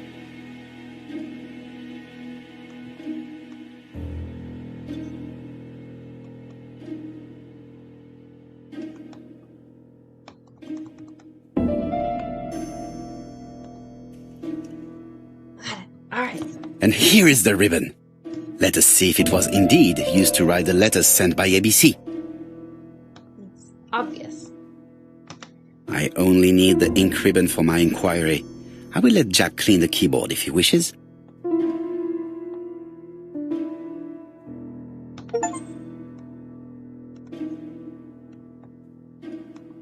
Or Mr. Poirot. All the letters announcing the murders were written on Cust's typewriter. Can I say, Did Cust drop it when he opened the window? Or was it Mrs. Marbury while she was cleaning? Alright, that was a lot of evidence. Shoo! War of 1914-1918. By the King's order, the name of Corporal A.B. Cust, Devonshire Regiment, was published on the London Gazette on May the 10th, 1918, as mentioned in a dispatch for gallant and distinguished service. An army dispatch, wounded on the Somme front, victim of a gas attack. Corporal Cust greatly deserves his distinction.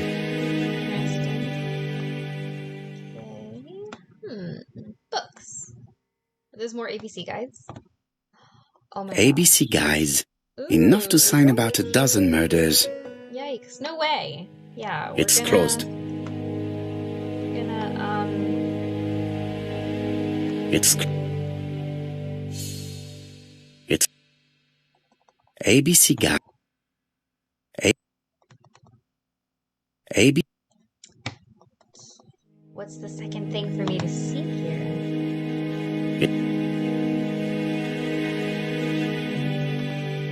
ABC guide. ABC. ABC. It's closed. It's. Why? Okay. I'll come back to that. Trousers, white shirts. Everything has been washed very well. The Bexhill Daily paper, dated from the day of the Bexhill murder.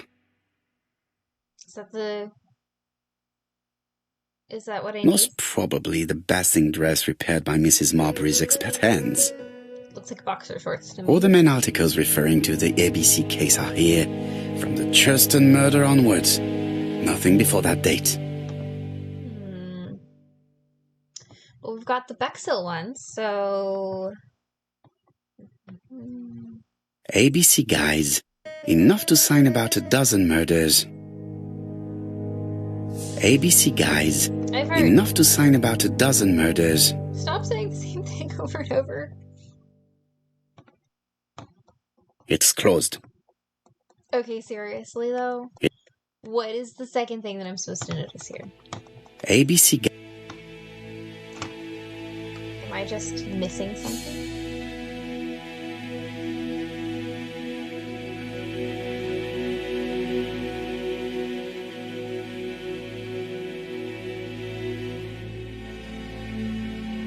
Oh. I'm dumb. Haha. I'm supposed to use the knife. This knife is very useful. Who knows? Maybe it never cut anything other than string. You never know. Stockings. Okay. So...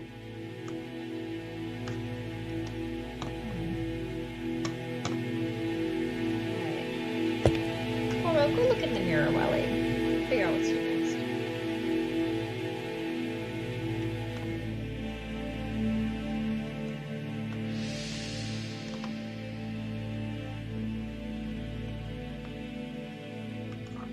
Blood. This dark stain. It could be blood, but goodness knows how long it has been there. Let us now try and get our brain cells to work. Okay. Where was Cust at the time of the Bexel murder?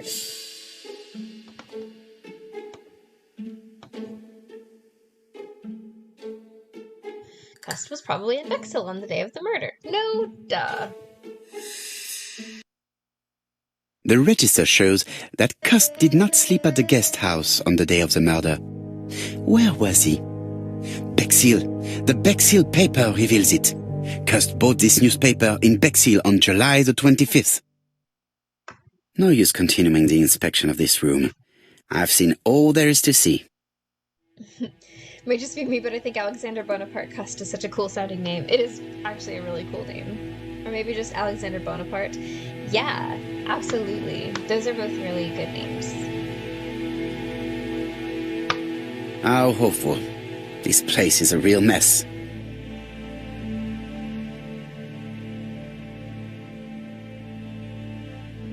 Scruffy coat. Slightly misaligned bed.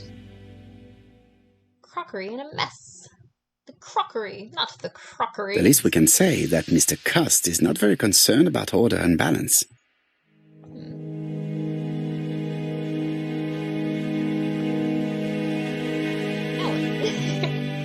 What's our next objective? Talk to Jap. Oh, okay. Nope. Leaving the room is... That's the wardrobe. You need to leave the room. Okay. Bonaparte is a cool name. I'm a big fan of, Goodbye, William. Mrs. Marbury. Thank you for your help. Bye. Ah, Chief Inspector. I was about to leave. Good evening, Chief Inspector. Welcome. Please excuse me, I must go to the kitchen. I'll leave the key of Mr. Cust on the counter. I'm sorry I'm late. I've spent ages with the Doncaster police. And you? I have established one fact. On 3 occasions, Cust was at the scene on the day of the crimes.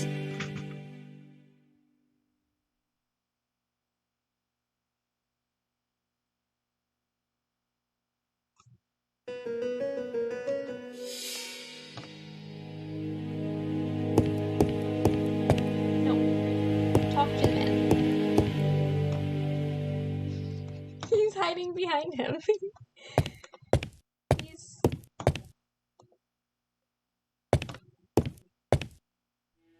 What do I do?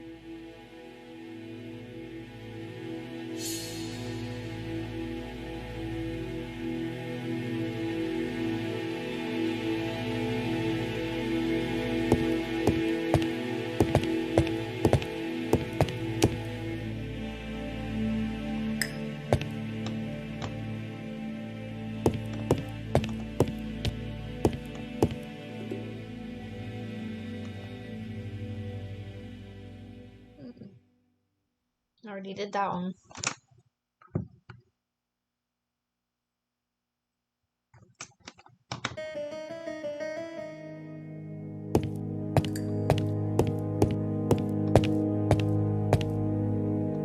You're standing a little close for comfort there, Poro.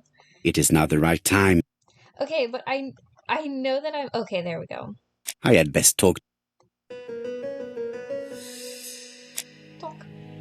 I've listened closely to what you have to say, Poirot.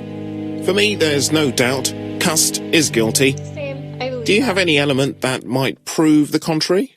No. That is what we're going to look for. Hmm. Let us now try and get our brain cells to work. Is Cust guilty? Yeah, I think he is. Alright, was it possible for Cust to have killed the 3 victims? Let's see.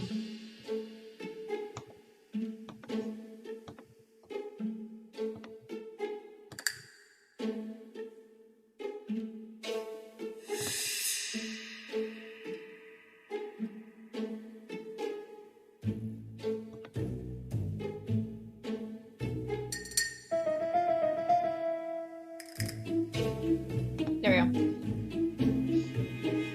Cust was in all the towns.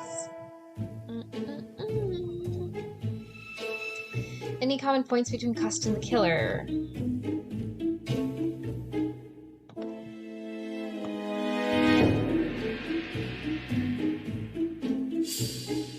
Yep. He could have committed these crimes.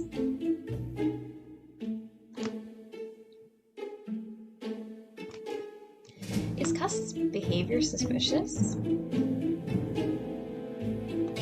Yeah. He's guilty.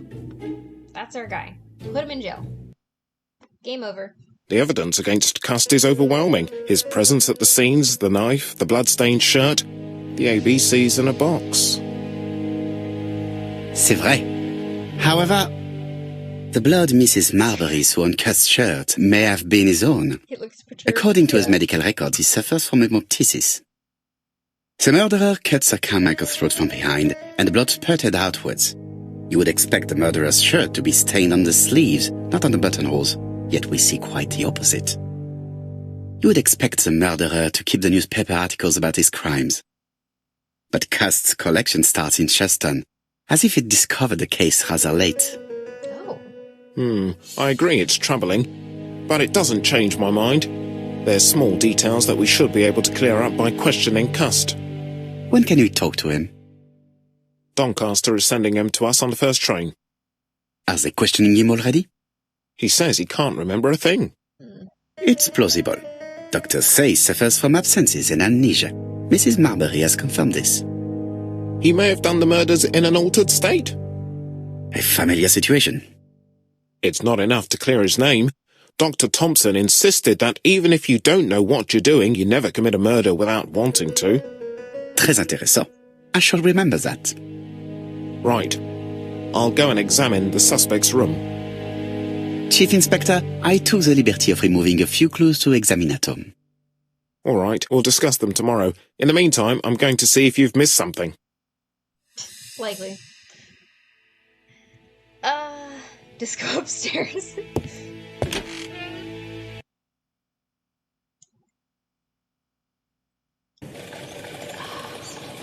Okay, I'm confused now. I'm really confused. Are you confused, you guys? 'Cause I'm confused. That conversation was confusing. To Scotland Yard, please.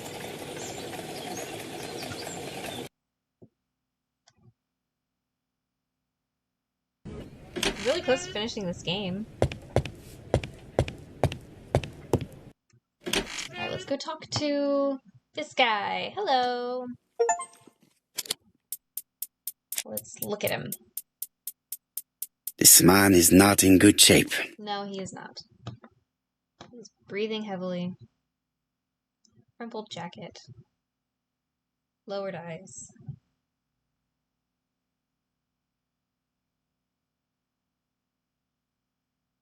Shaking hands.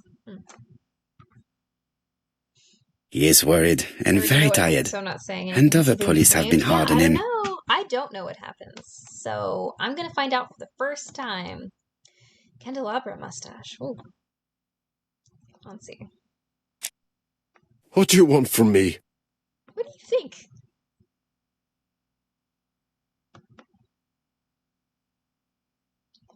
Good day, ABC. Do you know who I am? Someone who's got it in for me. I am Hercule Poirot, and I want nothing other than the truth. Ah, you're the detective. Why did you send me a letter before each crime? Why all these questions? When are you going to stop pestering me?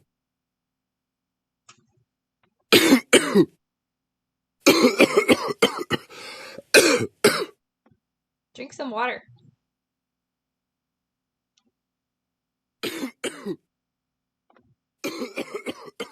Wait, are we done? He is in no state to reply.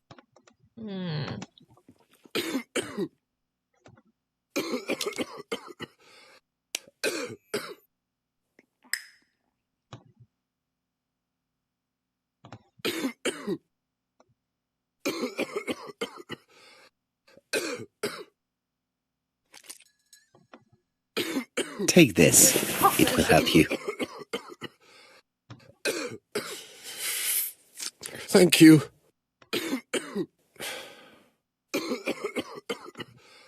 Take it.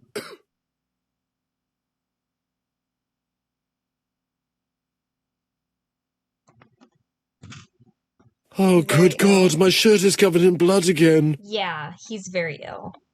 Bon. I now know where the bloodstains Mrs. Marbury saw came from. Are you well enough to speak? Yes, I feel much better.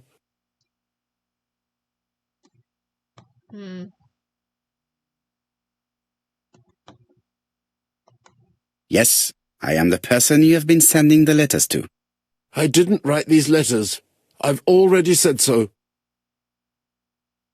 What?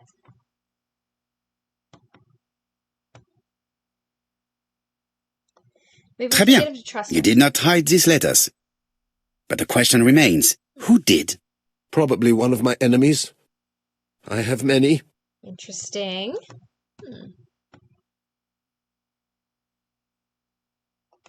I do not believe that you are capable of murder, Mr. Cust. I hope not. Did the lady do it from his room? I don't know. You suffered during the war. It's true. I was wounded. I suffered. But the army was the only place I didn't feel inferior. No questions. Just orders to follow. But ever since you were wounded, you have absences, bouts of amnesia. And headaches. Professor Clark treated you. Yes, a few years ago he really helped me with my burned throat.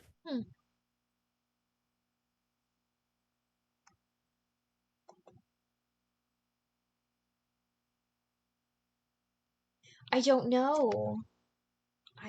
I really don't know. Like,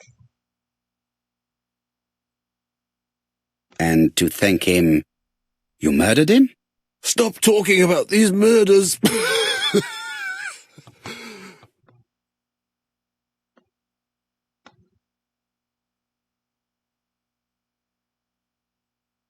You were seen at all the crime scenes. Yes, I was. I travel a lot, but not for pleasure. I am terribly unwell in trains. But I had to respect my engagements. My employer gave me very precise written instructions about the towns I had to visit. Let's see. The company you claim to work for, Silky Legs, has never heard of you. And as for these letters they sent you, they were written on your own typewriter. The company sent me the typewriter when I started working for them. Yes, but the letters were received afterwards.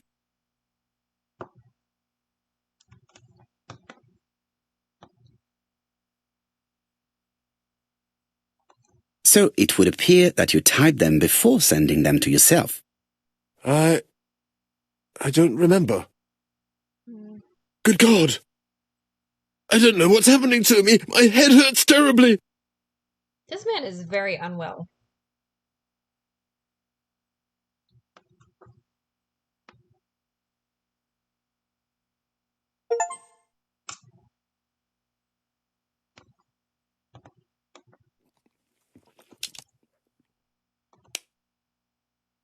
I'm still not done questioning him.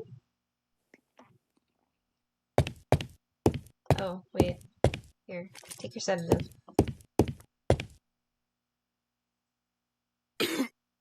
Take this. It will help you.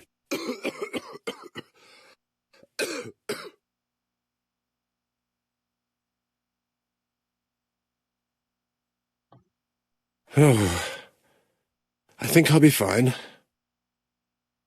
Let us see, Cust. Look at me. You know very well that you committed these murders. Thanks for joining tonight. It was really great to have you. Yes, Appreciated I know. chatting with you. But I'm not wrong in saying that you do not know why you committed them. Knocked around like a peanut in its shell. Yeah, seriously. No, I don't.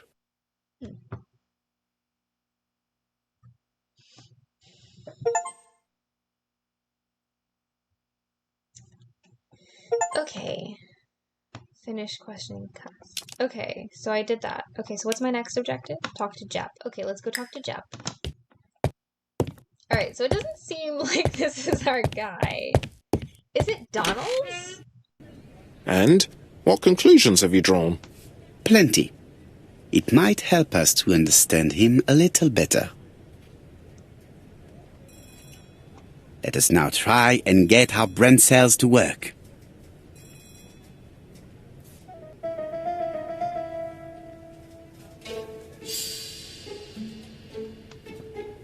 What do we know about Cust's health?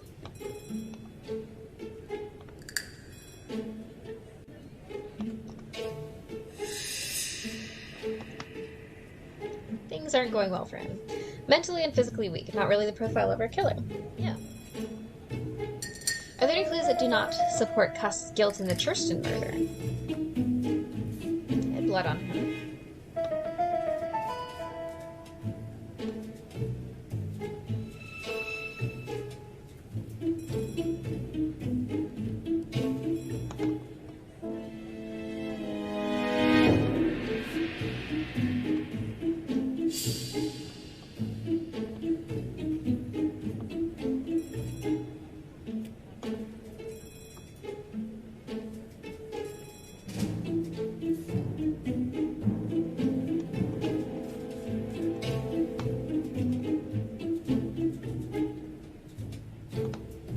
Why am I struggling so bad?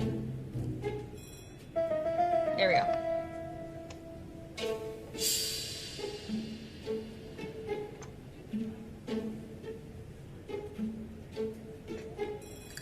Hi, Tori. Nice to see you. Are there any clues that do not support Cust's guilt?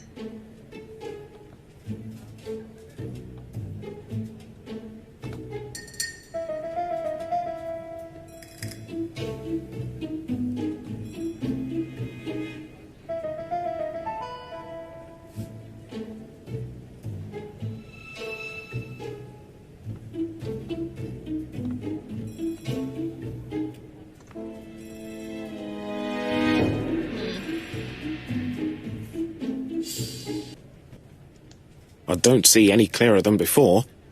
This is worse. There is one point to highlight. C'est curieux. Cust admits that he killed, but he does not know why. What did Dr. Thompson say? Even if Cust killed while in an altered state, it still must have been his deepest desire. He must have had a motive. Let's keep it simple. Never mind his motive. He confessed. But you see, he can confess to anything and everything. He denied the murders and then confessed to them. He confirmed that he never typed the letters. Then, with great ease, I managed to get him say quite the opposite. Come on, he behaved like a guilty man. He lied to his landlady. Because deep down he believes himself guilty. From the papers, he noticed that he had always been at the scene of the crimes. He must think that he killed... I need to put on the Be Right Back scenes. Yeah, there we go.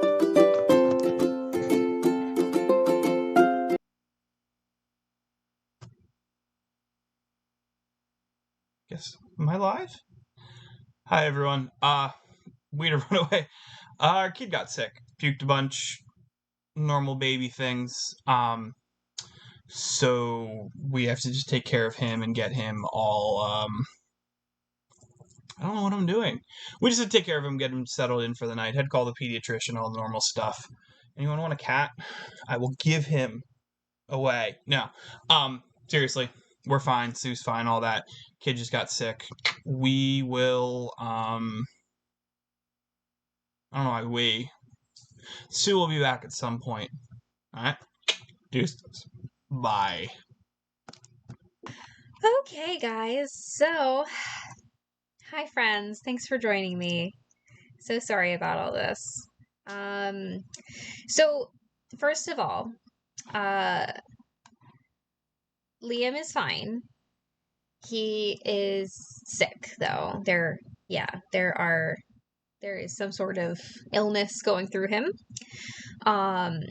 He seemed fine to John today while I was at work, but like shortly after I got home and I was giving him his dinner, I noticed he was a lot sicker. So went out, got him some medicine. Now he is still trying to go to sleep. He's just kind of fussy.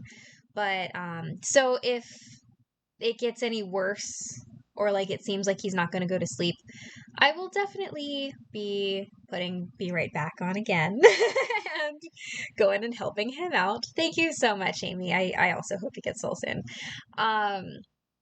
But I think we're almost done this game. And yeah, poor guy. I know, I feel so bad for him.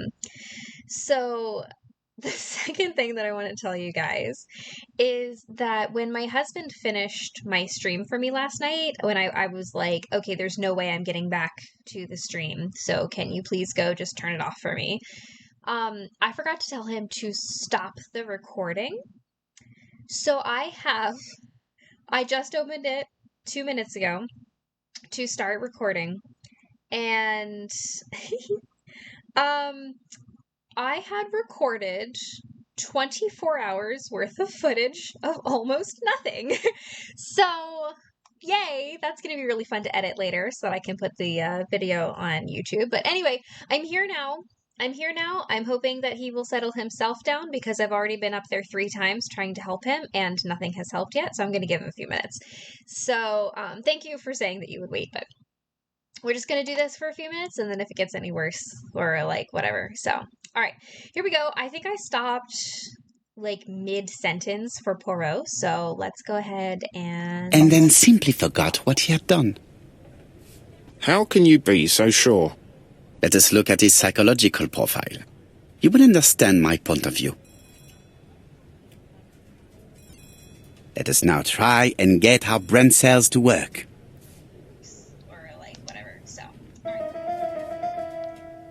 Baby. Okay, is Cust clever?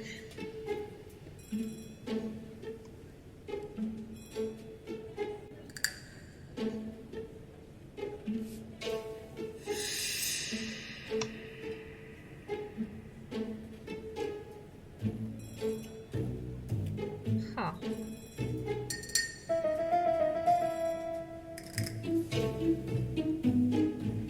I should just trying them. There we go. Mediocre.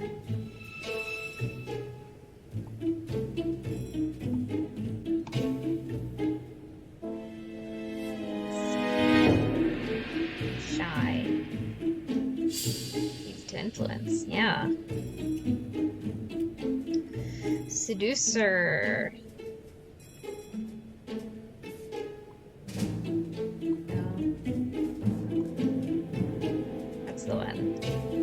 Not the sort of man you'd notice.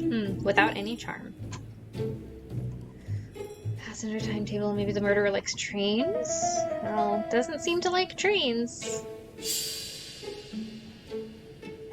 Okay, let's see. Methodical. Gold. Huh, okay.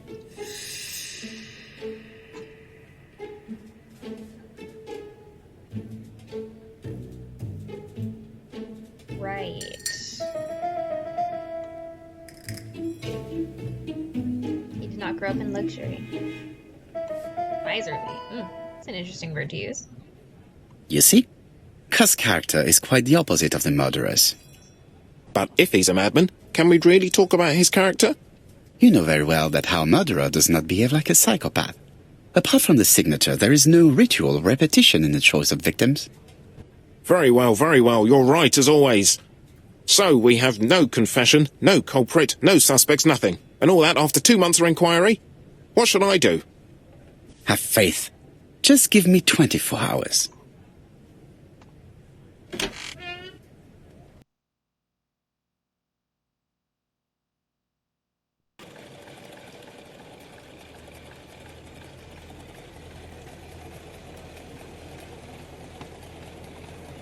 Need to get in the car?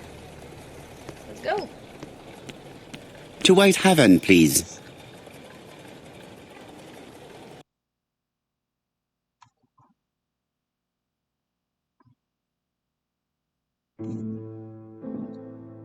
Cust's arrest is a great success for you, Poirot.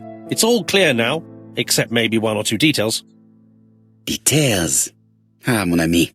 The devil is in the detail, as we say. Excuse me? Patience, Hastings. Everything will be clear once our guests arrive.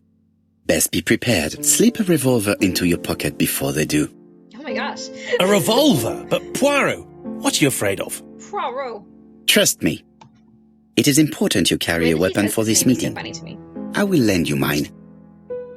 What about telling me what you have in mind? Surtout pas. You wouldn't be able to play your role. Wait one moment, I will bring you my weapon. Yikes.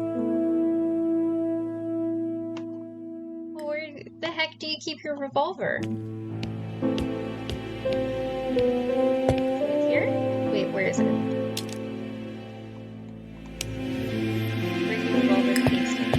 But I don't know where it's kept. Hold on. Oh, there's a gun case. Haha, okay. I have the walkthrough up because I'm just not playing. I mean, I am playing, but I'm not playing tonight.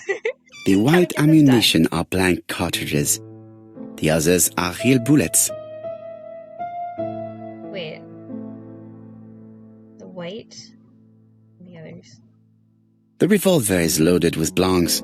I still have time to choose real bullets. The revolver is loaded with real bullets. I still have time to choose blancs.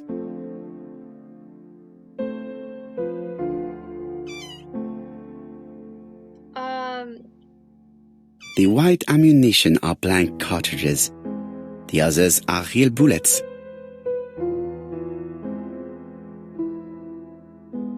It doesn't say which ones to use. Let's use blanks. The revolver is loaded with blancs. I still have time to choose real bullets. Give up, there's no clues or suspects. I think we can figure this out.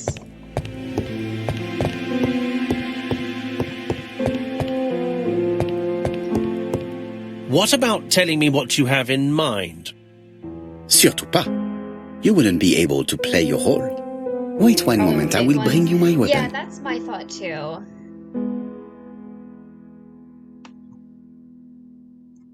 What about telling me what you have in mind? Surtout pas. But I have the weapon. Oh, wait. Here. Take the revolver with the blank cartridges. Voila, I entrust you with my weapon. It has hardly been used. It is almost new. Good.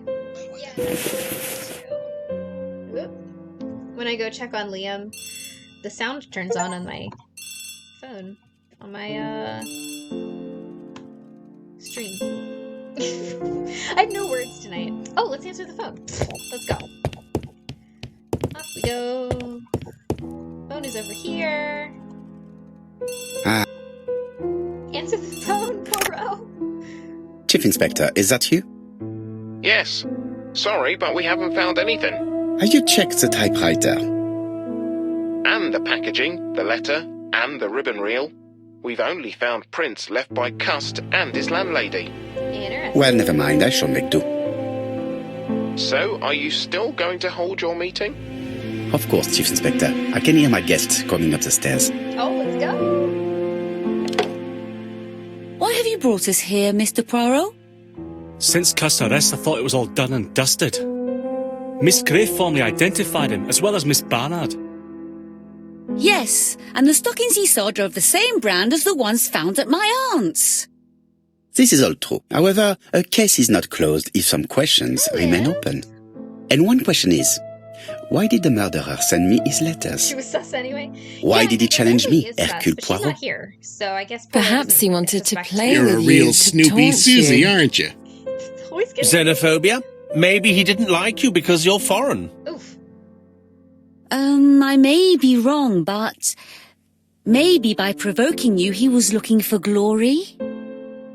All these theories should be studied. Let us now try and get our brain cells to work. Look at those two looking cozy on the couch. All right. Why did the murderer make a mistake in the address?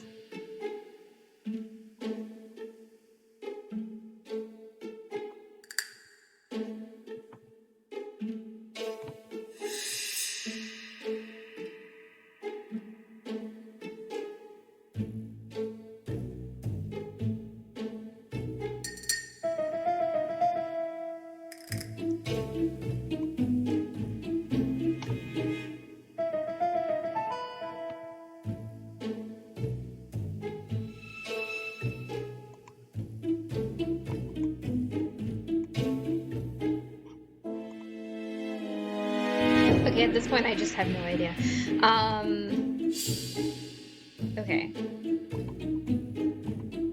Why did the murderer make a mistake on the address?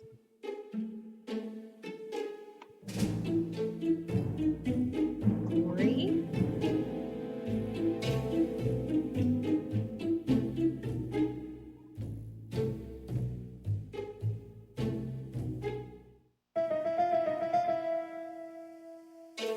Help!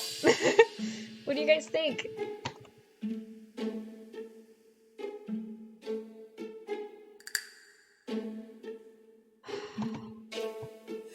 Why did the murderer make a mistake?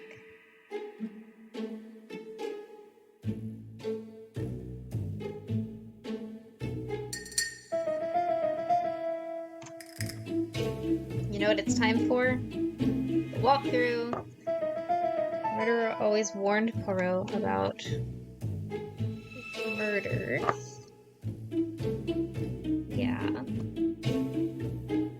Yeah, that one.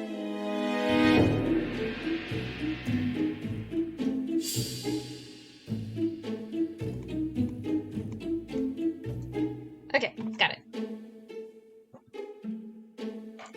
The mistake is intentional. Yeah, we figured that, didn't we? Why did the killer send his letters to Hercule Poirot? Not for glory. Not for inferiority. Not xenophobia.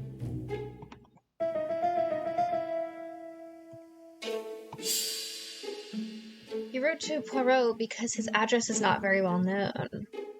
Okay. Is everything clear now? You might like to explain your reasoning again. Of course. First of all, remember that the murderer made it a rule to always post his letter before the murder. He never digressed from that rule. However, in Churston, he encountered a problem. The village has only 500 inhabitants. With advance warning, it would be easy to arrest him. Therefore, the murderer delayed his letters deliberately with the wrong address. The plan wouldn't have worked if he'd sent it to Scotland Yard or the papers because everybody knows their addresses. The mistake would have been corrected and the letter would have been on time. That is why the murderer chose me as the recipient. Because for his plan to succeed, it was necessary for at least one of the letters to have a wrong address and get lost. It was very cunning. Absolument. It is a very subtle plan. It matches the profile we have drawn up of him perfectly. That of an intelligent, daring and calculating murderer. But that's not how you describe Cust. You are quite right, mademoiselle. Like you, I find it hard to believe that this dull character is the clever murderer we are looking for. Yeah, no, he was most Do certainly madmen... I mean, if he's mad, he might have two very different sides. No doubt. like a Jekyll and Hyde But the thing. murderer is not mad. All the specialists agree that he does not have the profile of the psychopath. She said But if Cust is he, not assuming guilty, how do you explain his it's a presence at the guy. scene of the crimes? Yes, she did. Mr. Clark, the answer to your question is in the medical records of your brother's patients. Documents which Cust most certainly did not have access to. That's correct, yeah. Let us now try and get our brain cells to work. Only 2 people would have had access to his medical records. What do we know about Cust? We know a lot of things about him.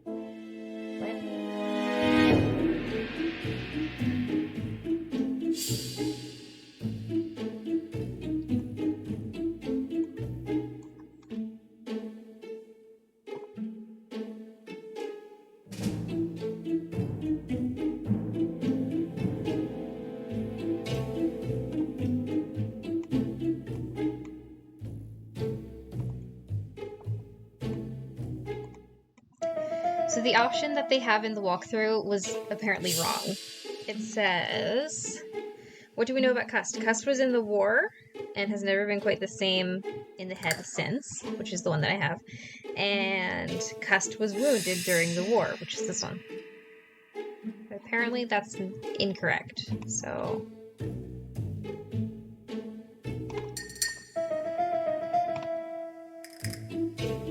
Ah, okay. Walkthrough is wrong. Cust is mentally fragile and easy to manipulate. How to explain Cust's presence at the crime scene?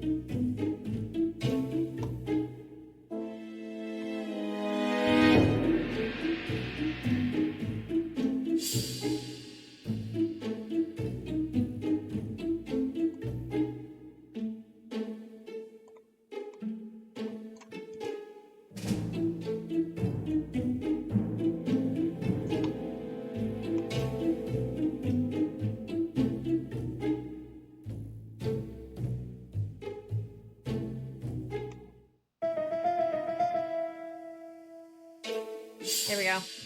Cust was manipulated. The killer made him go to the town so as to hide his tracks. He did not kill in... Oh, interesting. Dr. Clark's patient's records provided a very useful list of potential victims, sorted by alphabetical order.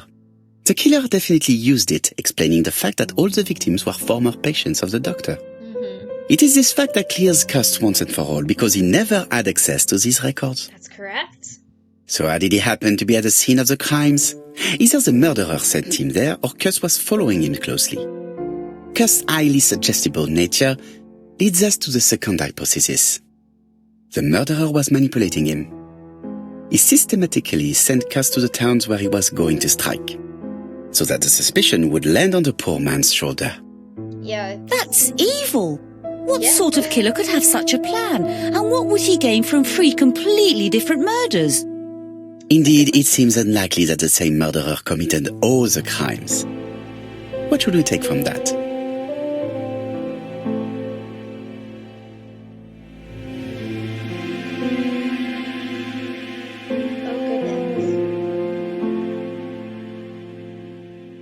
Oh, I don't know.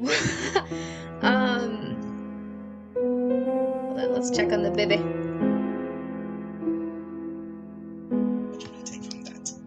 Let's see. Oh, he's fallen asleep. Yay! I knew he would. He just needed a little time. Okay, so say that just one murder is of interest to the killer. Say that the murderer kills for pleasure. Say that the killer has developed a taste for murder. Say that there are 3 murderers. I think there's just one murder that's of interest. Just one murder was of benefit to the murderer. The others were just diversions. Yeah, that's what I'm thinking. On reflection, there is only one conclusion. The murderer killed once out of interest, and twice to divert our attention. This reasoning points at 2 potential culprits. Oh, I'm sorry. Here. Franklin Clark. Donald Fraser? Yes, mademoiselle. That's good thinking. Mr. Fraser may have killed Betty out of jealousy. Mr. Clark may have killed his brother in order to inherit his large fortune. Both have a motive. But Donald did not have access to Dr. Clark's records.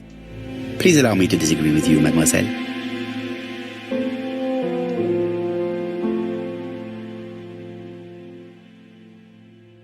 Did they?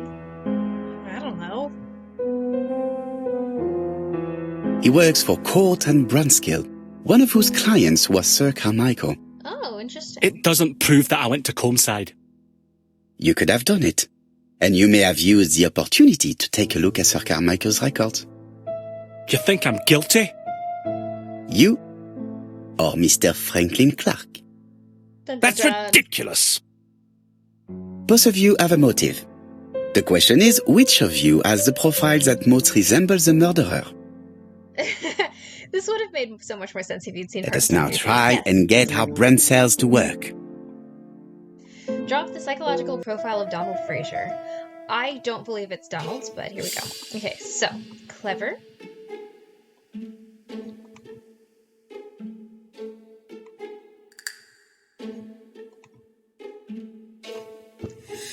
Okay, so he's clever, yeah. Killed when the street was packed with people. That's rather bold. Easy to influence.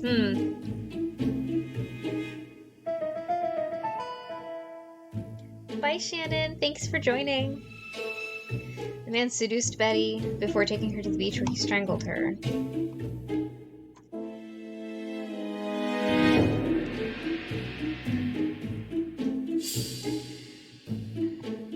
He does like trains.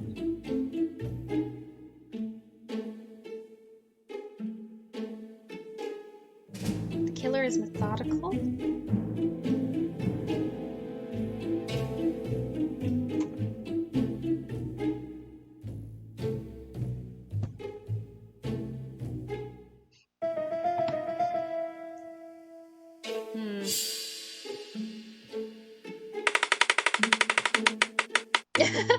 FMK, huh? Ladies and gentlemen, Donald may share many character traits with the murderer, but he does not have his cold indifference. He has a temper. Solving this murder. It is hard to imagine him planning anything.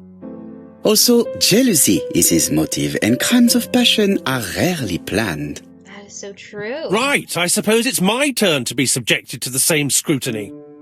Absolument, Mr. Clark. Let's go. Let us now try and get our brain cells to work. Alright, is he clever? He's clever.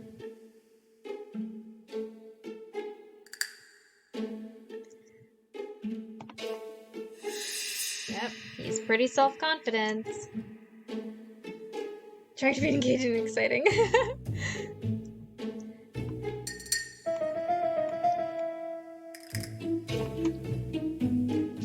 Uh-oh.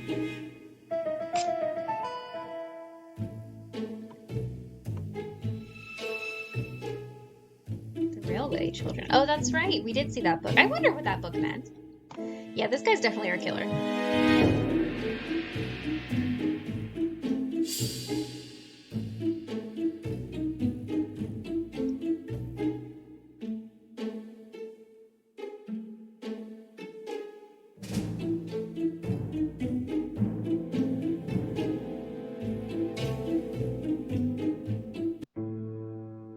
As you have all seen, there is a disturbing similarity between Mr. Clark's profile and that of the killer. In actual fact, it is exactly the same. That's right, this is our Mr. killer. Poirot, your psychological studies are interesting, but your conclusions do not add up. Why would I have wished my brother's death? The inheritance is lawfully mine. I just have to wait. No, you had to act quickly.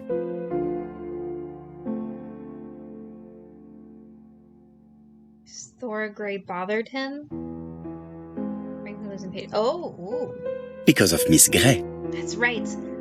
She was like a daughter to him. Mademoiselle, although you haven't been telling the truth, there is no doubt in my mind that you would have found a way to marry Sir Carmichael That's right. after Lady Clark's death. For you, Mr. Clark, it was a disaster. If Miss Grey had children by your brother, you would not have inherited a thing. That's true. You realized the danger after reading several letters from Comside, especially one in which your brother opened his heart to you. So you hurried home from China, and you took action. In truth, Cust was no more than a puppet manipulated by the real culprit. Franklin. You, Mr. Clark. Dun, dun, dun. Such an imagination, Mr. Poirot. In fact, nobody manipulated Cust. The famous instructions he received by post. He wrote them on the typewriter. We know that for sure. Oh no. You know perfectly well. That is not true. Thanks for the hug, Amy. Eh bien voilà. Light has now been shed on the ABC murders. Your theories are ingenious, but you haven't any proof. One point to him. For the moment, I have no material proof. Either I admit to it, or I bluff. Oh no. Oh no. Oh no. I don't know what to do. I'm gonna... Oh goodness. Proof is easy to find now that we know where to look. I feel like that's what Poirot You have said. nothing on me. You're bluffing, Mr. Poirot. I feel Come like on, Thora, there's no nothing matter for us to what do here. I said that would happen. Don't touch me. Thora, I understand why you never wanted to lend me your new typewriter, and why you were searching through your brother's things. And the hole you dug on the moors. What did you hide there? The knife you used to kill your brother? all right. Well played, I lose. The game's up. Dang!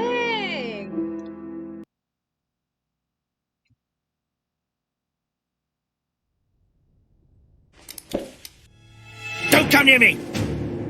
Oh shoot. I'll never let you take me, Mr. Poirot. Oh. Please don't. Oh, okay, fine. So that was unavoidable.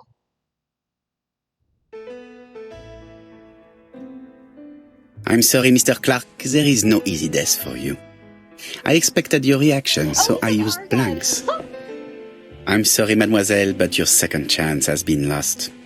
Franklin Clark will never inherit his brother's fortune. So who will?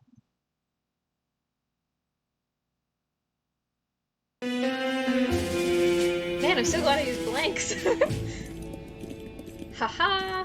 Look, those guys are identical twins. I should add an Etsy chat command. I can do that. Disappointed at having missed the chance to become Lady Clark, Thora Grey left England. Donald Fraser and Megan Barnard married. Oh, good. On Poirot's recommendation, Mary Drower started to work for Lady Clark. The elderly lady's condition suddenly took a turn for the better, What? No way. and a few months later, to Dr. Logan's great surprise, she was back on her feet again. According to this eminent physician, it appears to be an extremely rare case of spontaneous remission. Oh, that's happy. Lady Clark has enjoyed very good health ever since. Hi, Tori. Nice to see you.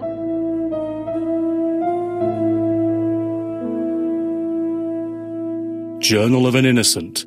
The incredible story of ABC. Oh. As for A.B. Cust, after being advised by Poirot, he made a great deal of money by selling his story to the press. And as for me, and with business booming, the Black Swan has become the #1 tourist attraction in the whole of Yorkshire, even more popular than York Minster.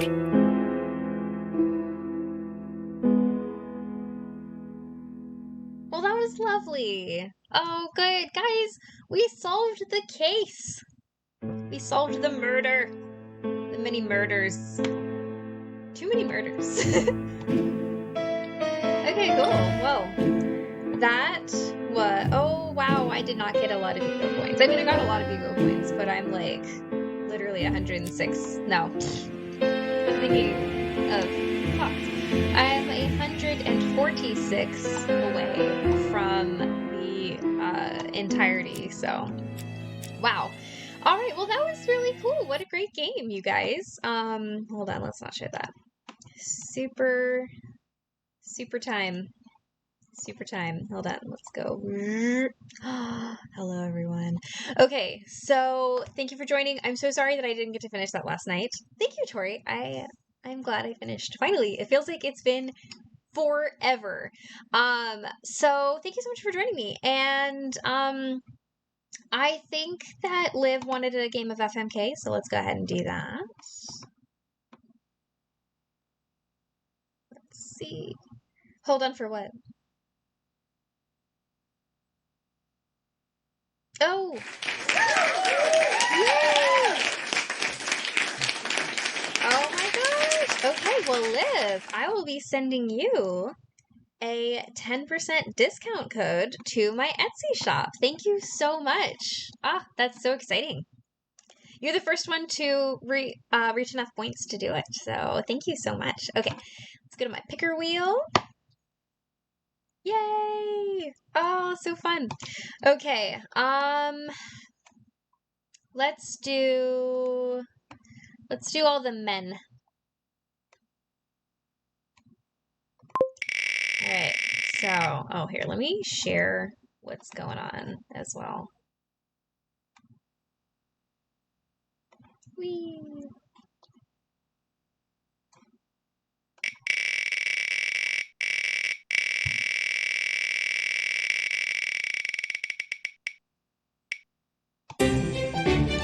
Paw Ox. Great. All right, and our second guy is...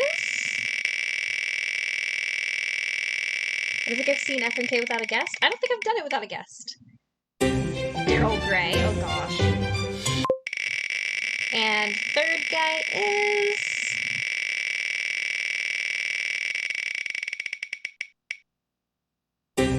Matt Simmons. Okay.